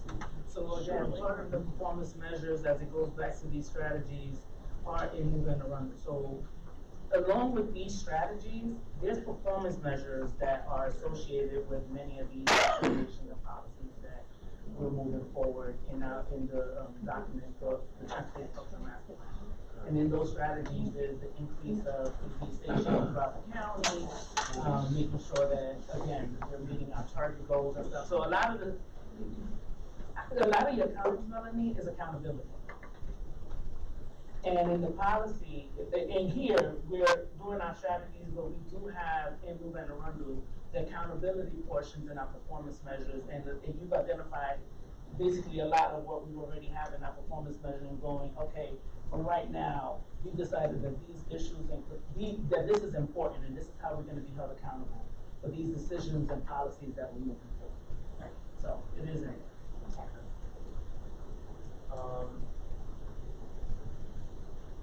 Automated and connected vehicles, connected and automated vehicles. I just didn't know what a connected vehicle was. Yeah, so automated connected vehicles is Driverless? driverless, yes. Also, and I hate to say, the Jetson, because we already had, right. Jetson on the. Yeah, you know, so automatic vehicles is basically vehicles that are not manned by, And the connected thing is, instead of just a car that drives itself, and you can text all you want or sleep, the cars talk amongst themselves, and they all know where they're going, and they can hive mind it and get there more efficiently and tuck in and move quickly and don't have the jockeying for position and stuff, so. with the systems in place. I need you to understand that because I We need know. to have trails in place before this happens. I need people to understand. By the time we get this done. Yeah, because a lot of people are like, but they also need to automate the network to connect. So like a lot of signals, a lot of infrastructure needs to happen as well. All right, I think that addressed most of the kind of, more big ticket items in the transportation section. The other that are more word, focused, Mark is going to address.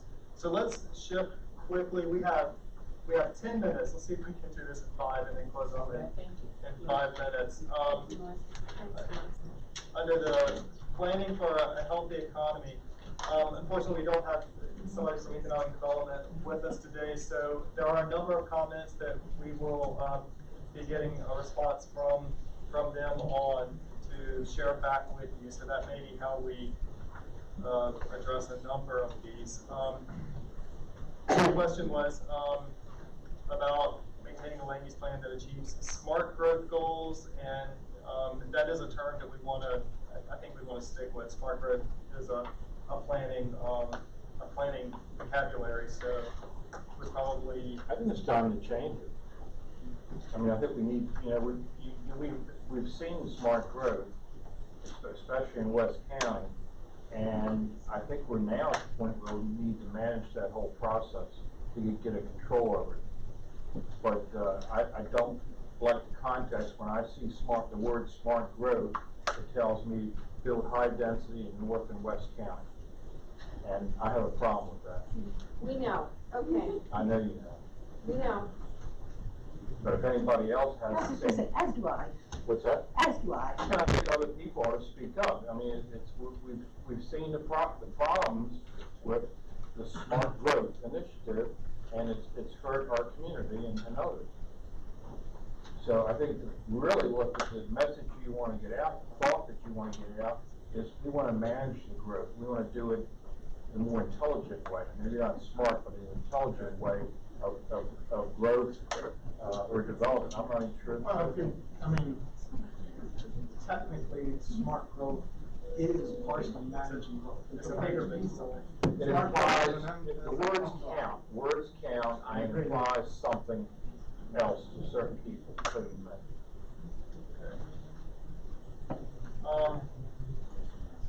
Under goal AG4, protect the future growth potential of BWI Airport.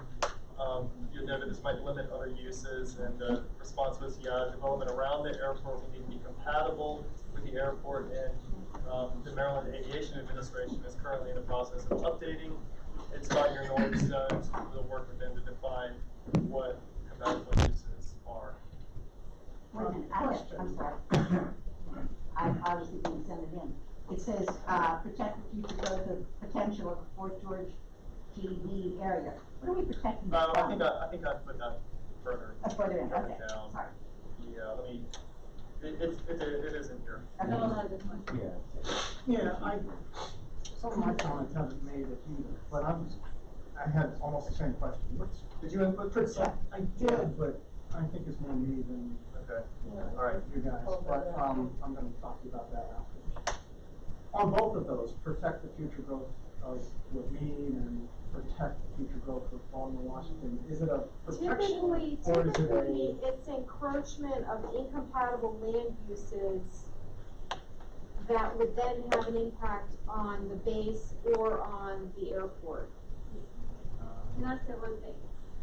The way this was set up, if you're just strictly reading the goals or just the policy, you're not seeing the whole picture. So there's policies and strategies that go with those goals that address what protect means, yes. Yeah, and that's what I noticed in some of the areas. That's why I made the note. It's under a strategy, and I listed the strategy. I don't think the public needs to read the whole document in entirety in order to understand one of the.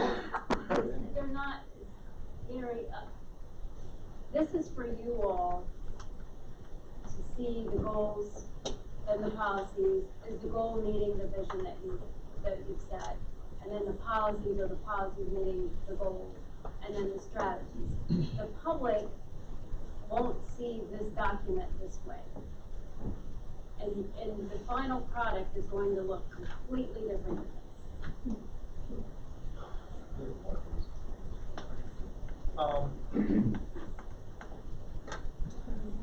Looking at the goals and policies section, Gary, we weren't sure what you said about 2035 impact targeted growth areas. Well, for example, the study that was done by the consultant was hard.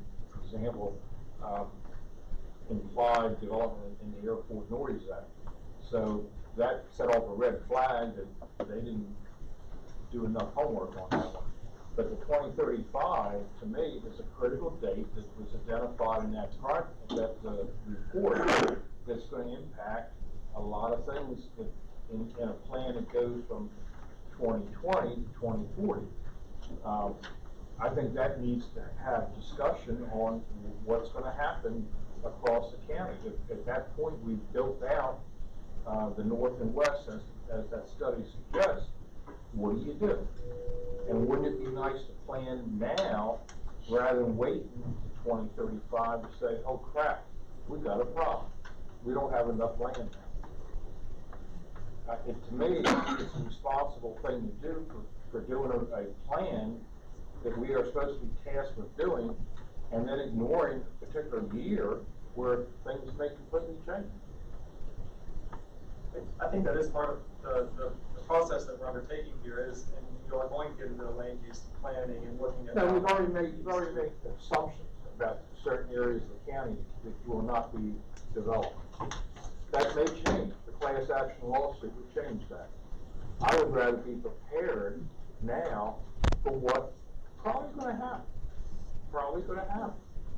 I mean, if that report is, you know, is believable, and that there's no more raw land. That study was based on existing zoning and this current situation, and so that was a guide for us to look at, but we're coming up with a completely different plan. Well, but you followed it. You put drawings on the floor there, and you put, we're going to put 28,000 homes. So that, we're not putting 28,000 homes. What that is a planning tool for us to use. That's the projected growth based on whatever percentage growth, 1.1 or whatever percentage growth that was, that historically has happened over the last several years. That is for us to use and test. So we can look at our facilities, and we already know that we have constraints in our sewer service areas, and we have TMDL limits. We might not be able to reach 28,000. I mean, anyway, and it's just exactly so my we need point. to know That's what why our threshold is. So it's just a number that we'll use to see what threshold that we can reach based on the policy areas that you came up with. We can spread it over the whole county, and that number would be different. But what we're doing is trying to focus growth in certain areas of the county per the policy areas, and that number. What can we accommodate? At least know that number, and then develop a land use plan based on the policy areas and what we can and can't accommodate. And then on top of that, there'll be measures in place, such as adequate public facilities that we're strengthening for managing growth, and other facilities. I listened to the studies that you did when you went and talked to the citizens throughout the county, and it was almost a complete consensus that we're in trouble. We've got too much density, which generates too much traffic, which social issues, crime issues, goes on and on. So I don't see the respect for the citizens that will be the victims of continuing smart growth. I think that's why I feel we need to get a mindset of managing our growth to reflect the wishes of the citizens that have given you your feedback when you went out to the community. Okay, let's move on. We heard infrastructure and place for capacity, and assumes growth, so. HE2.2. I did comment on this one. I cannot actually believe this one.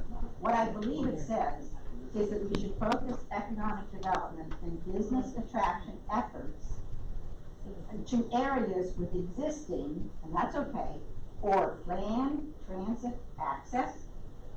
Does anyone have, the Mark Twain garage has been planned for years and years and years. No one's going to build that.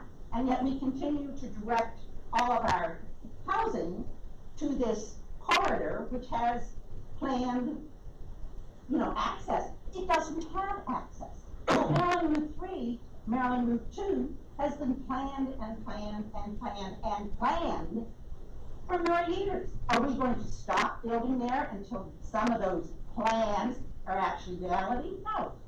According to this, we're just going to keep on building, business as usual, because someday someone is going to do something. I once had a developer tell me that it was perfectly all right to build hundreds of units along the Baltimore-Washington Parkway. Because in our vision, mass transit is planned for the Baltimore-Washington Parkway. I'm still trying to recover from that.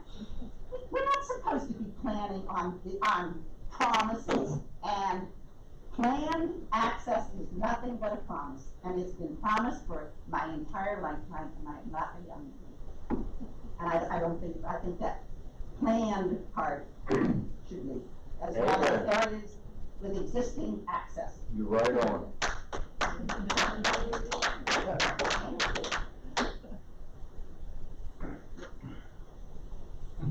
Well, we can communicate, the piece came out of EDC, correct? So we've given those over to them, they just, they'll need some time to put together.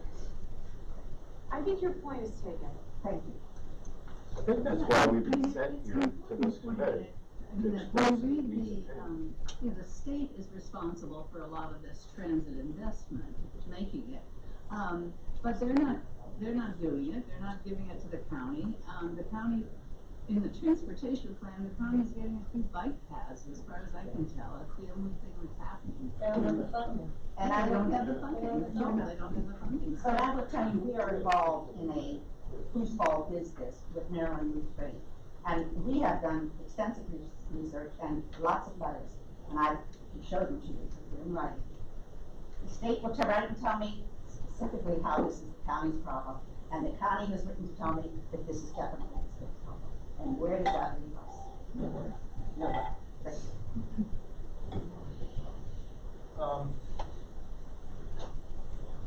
So a number of these comments or questions on exactly how these policies will work.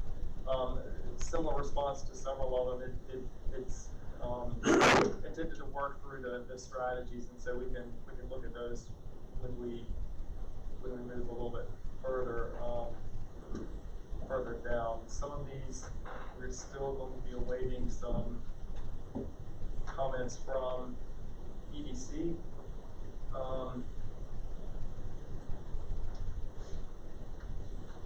So yeah, I think the only one I really did was MAA.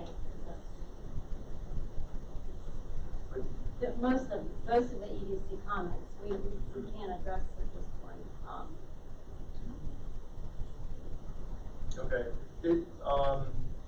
Under providing a variety of housing opportunities to serve a full range of housing needs in the county. I think we just kind of talked about this. Is this where we should be explicit about limiting expansion of housing in the county, or are we good with the additional 28,000 over 20 years?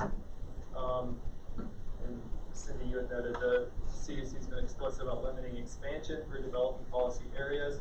These will be refined in a land use exercise.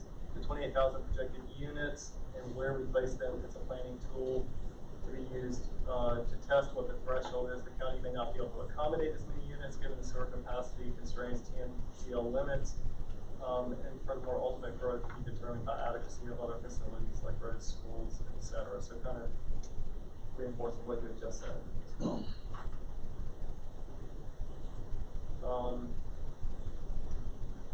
Pat, you had noted that please define balances under establish and maintain a land use plan that achieves smart growth goals, balances growth and preservation, and provides a high quality of life. So it's just distributing where and how growth and preservation in the county should occur. And then concern about incentives and financing tools to draw development to the targeted areas. We talked about this one, I believe. Yeah.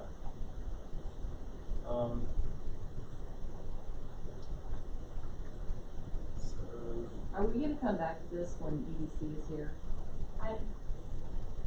We can come back to it, but I don't know if they're gonna be able to be here. Our timeline doesn't really allow like additional full meetings like this. We're gonna have to do a lot online and then wrap up with a meeting to go over,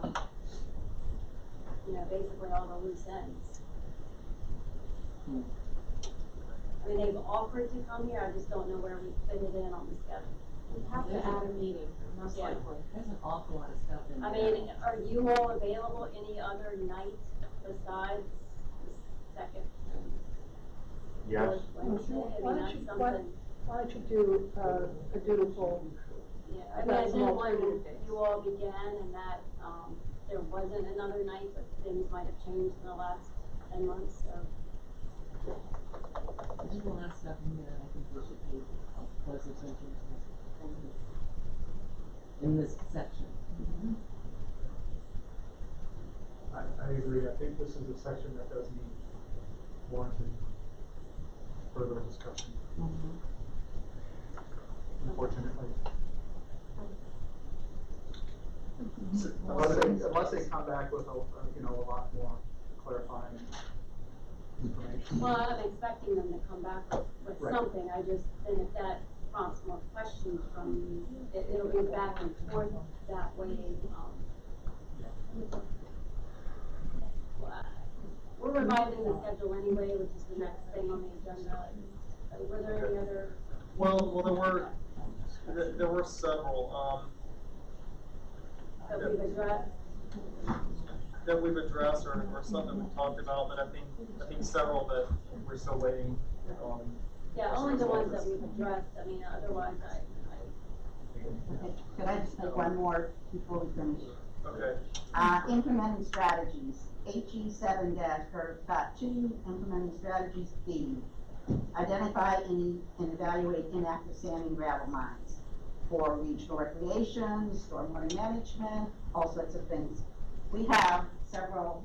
I'm sorry, can you tell me which one? Last one, keep going, last page, last one. Last page, okay. Yeah. Well, we have several, grand sand and gravel mines, and all we've been offered was not one, but 2 rubble landfills and a cement crushing facility. So the rest of you who might have these should take this B to heart and see that that's what they're used for. Thank you.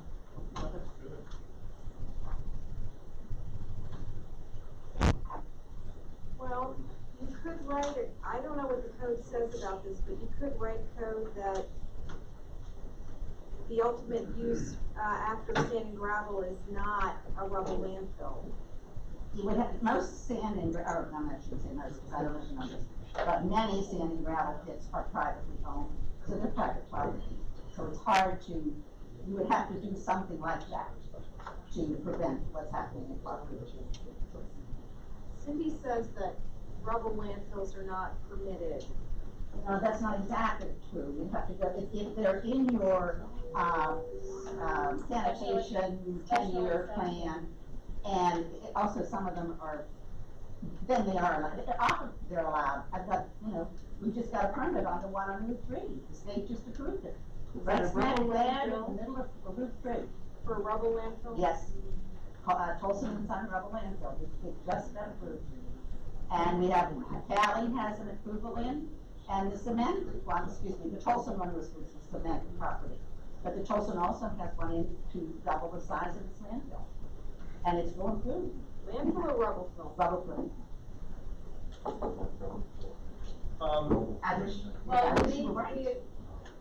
So that also has to be consistent with our waste management goals. And that is. All of that, I think, Pat, can we have a side conversation? I'm curious about it. I mean, not tonight, I mean, not moving out of here, but like, sometime in the next couple of days. Stacks.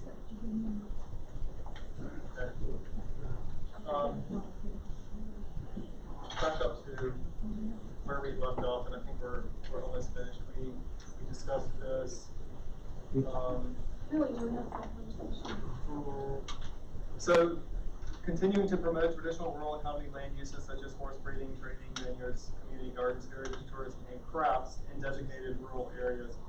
I think the comment was a question about small businesses and craft all over the county. And Cindy, you noted, agreed that this strategy is addressing the policy for the policy above it for agricultural development and marketing in particular.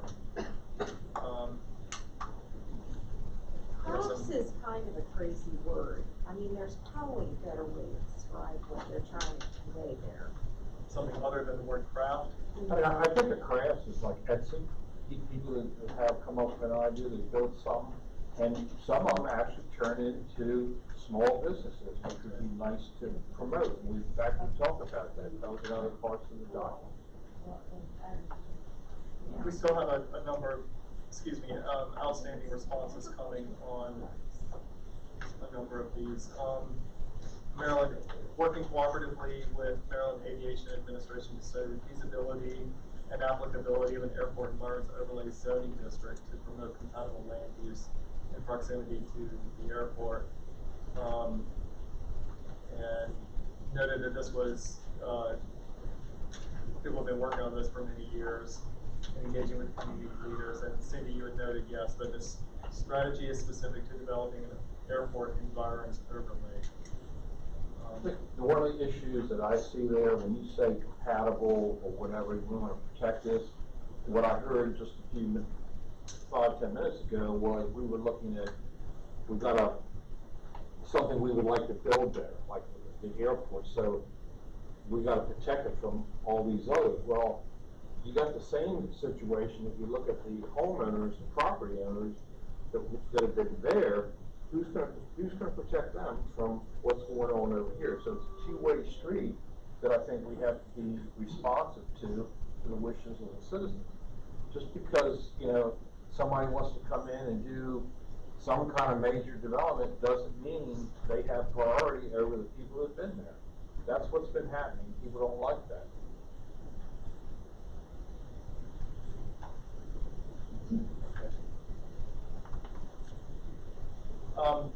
And the rest of these, I believe we're still awaiting some comment, some responses. So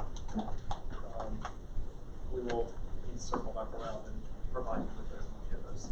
Patrick, a lot of the comments that come back from the agencies, the ideas that we may throw out, come back in terms of, well, this is what we are doing and this is how it's done. When do we get to a point of looking at, okay, what are the barriers to overcome some of the things that could accomplish better design, more appropriate and land use, and a whole bunch of other things. What are the barriers? Where are the changes that we need, what are the things that we need to do to ensure that there are, that we can get to where we want to go? And I know that there are issues that are related to liability and regulation, issues related to control. They've all been enunciated by the different departments. That's where we are now, and these are the things that we're using now that prevent some of the things from happening that community members and citizens say they want to have happen. So when do we get to that? I think you've got to get to it right now. Well, okay, and how would you suggest we do that? Well, I made the comment that there's a lot of wordsmithing going on. If you think that there are gaps and that there are additional strategies that need to be identified, we need to hear that. Or if you say, we perceive this problem and we need to figure out what a strategy is, but we need staff's help. I think some of that has been asked. And I thought we switched that. I thought we started by trying to get consensus as to what we thought and then go with the policy. And then I thought we had a meeting that said, no, we'll go top down.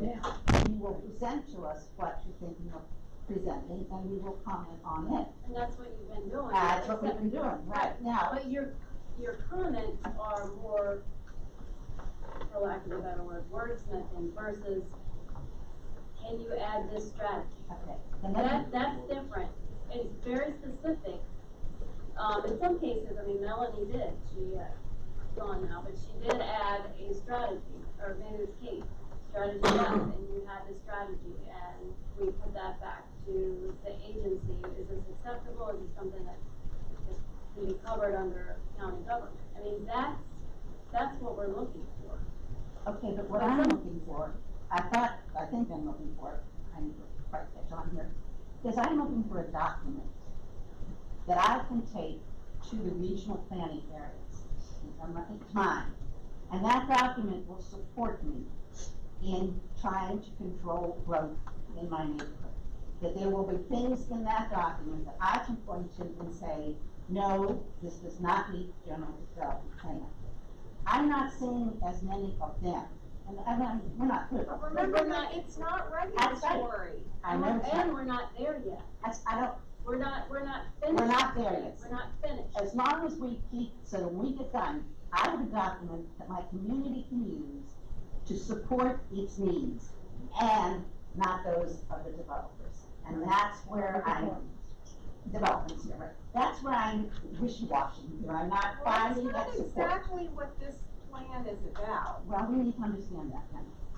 Because this plan, okay, so I think Ellen made a valid point. If we have concerns that the way it's always done isn't really working, and we want to change something, you're gonna make a recommendation about we need a new program, or we need new regulation, or we need new design standards. This plan is a gigantic to-do list, and then it filters down into the various departments and offices. And some of what we have to do will be regulatory revisions. Some of it will affect the zoning map.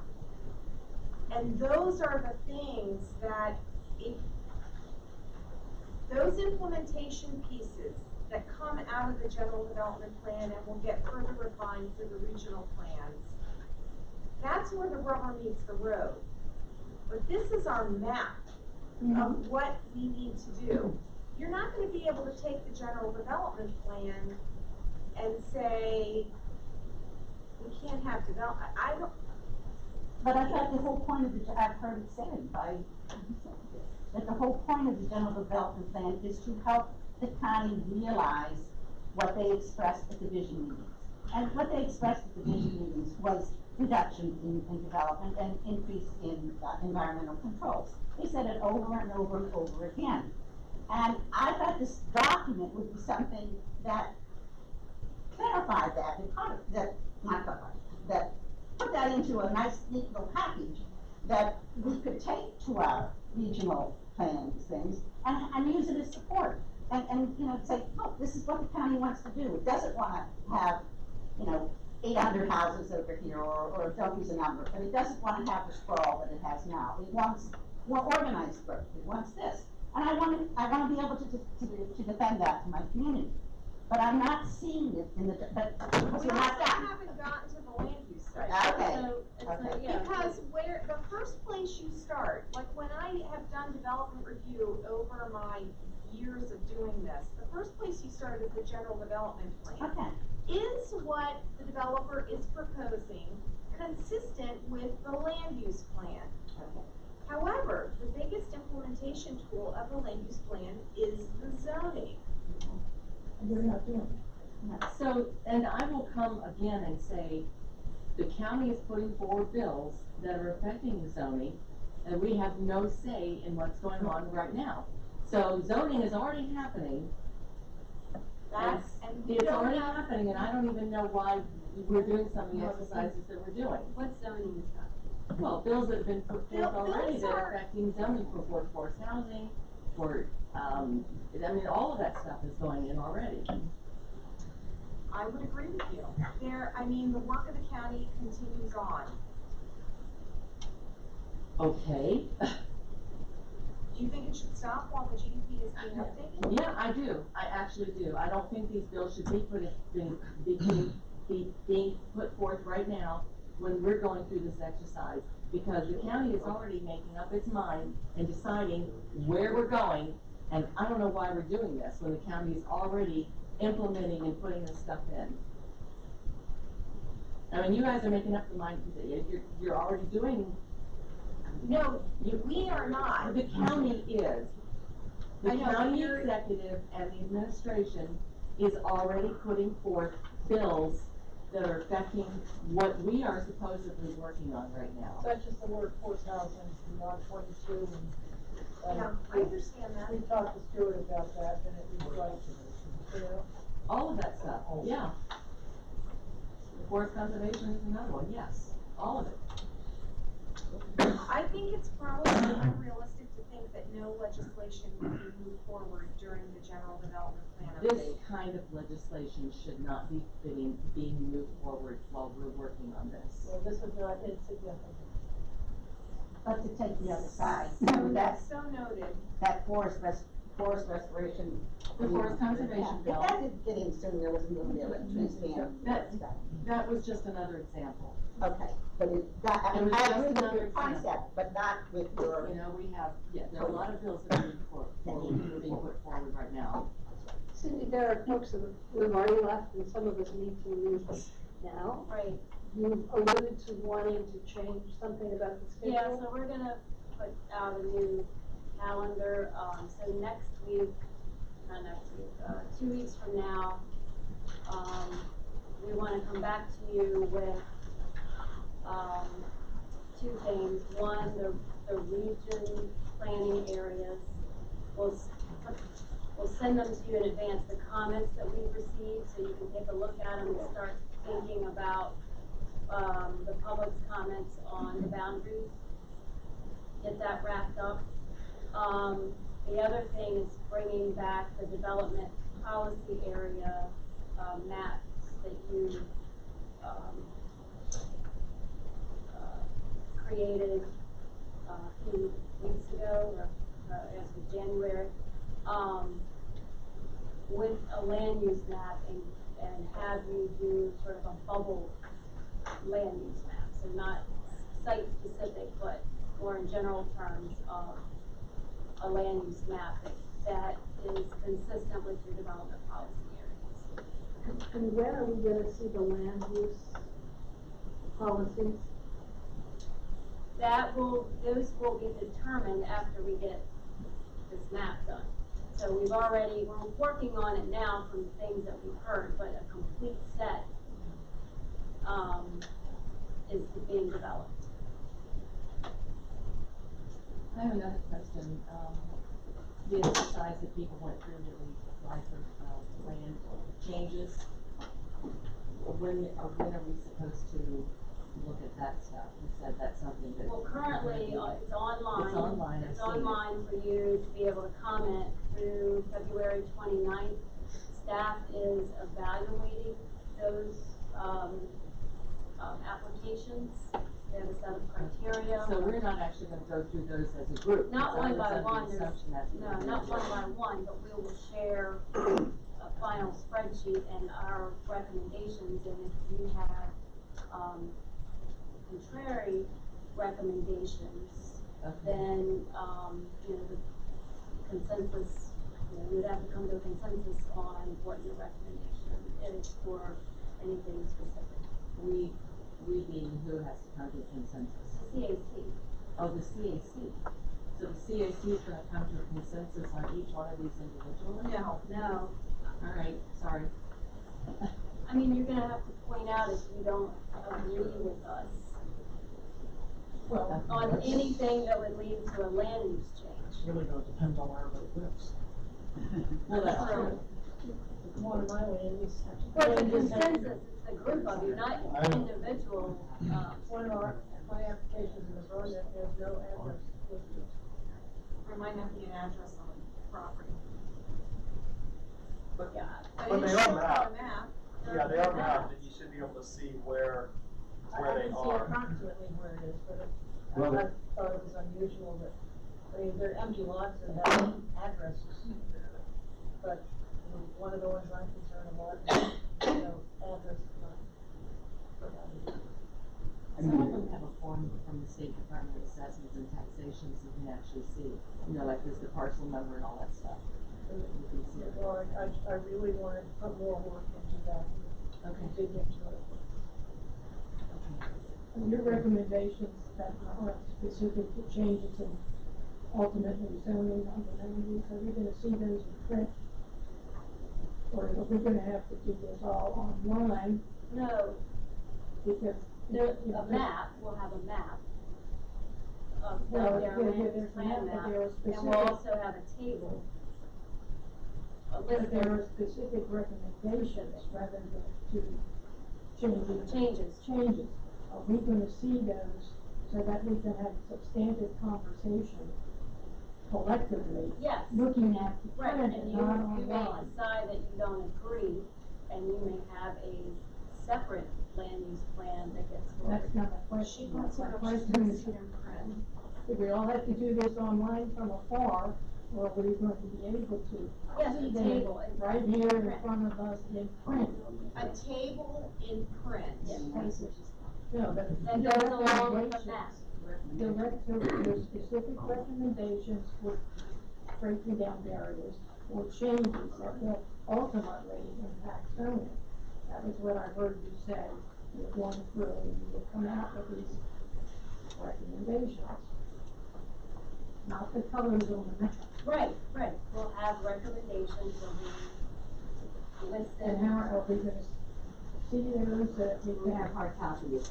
Well, we're gonna have a hard copy so that we Of the can. land use changes that have been applied for? The recommendation. The recommendations. Yeah, if you look at the current GDP, there's a table in the plan that lists all of the recommended changes and a map that corresponds, so you can see that. That's what you'll see. It's on the map, it's on the colors. But that's not. My first question was, you said, oh, this is coming.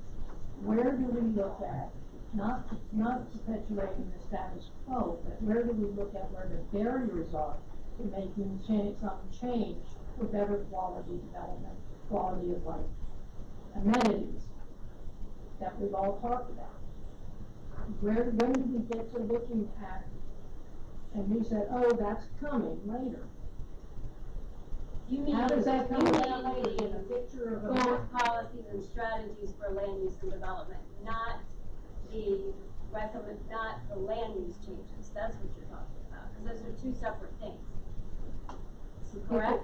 People went online and applied for land use changes, and that's what No, she's see, saying. those are apples and oranges there.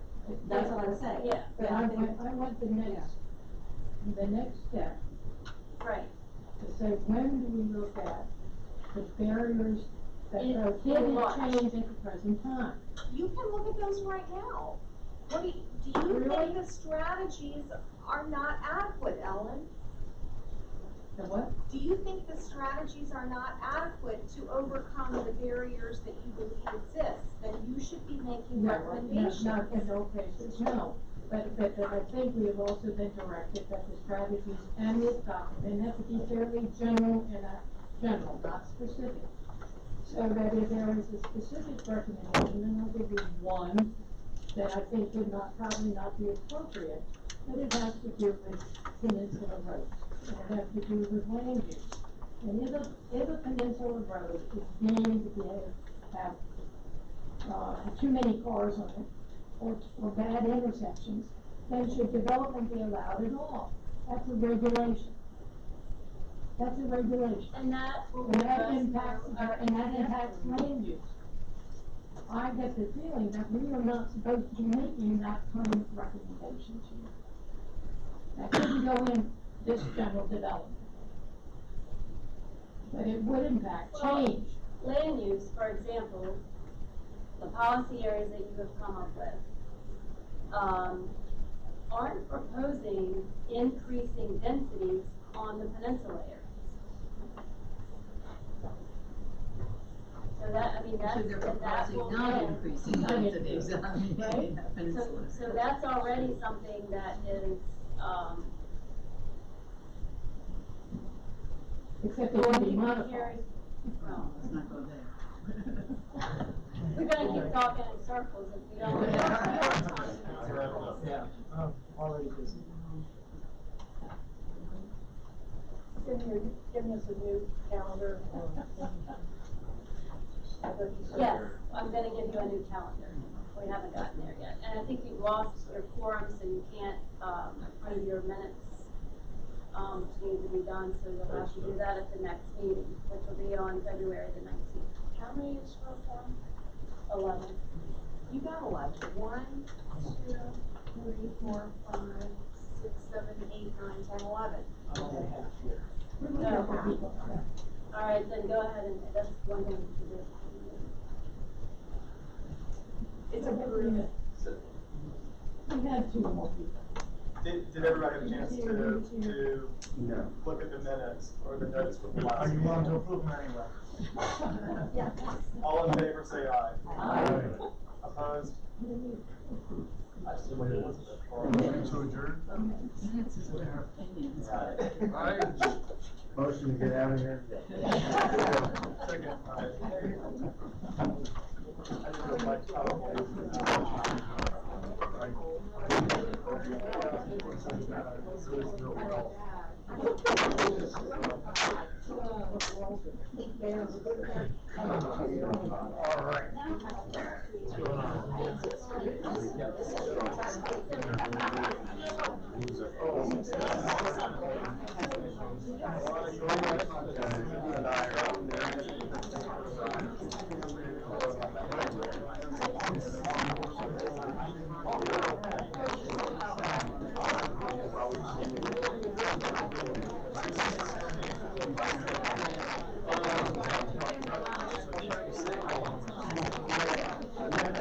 I'll second.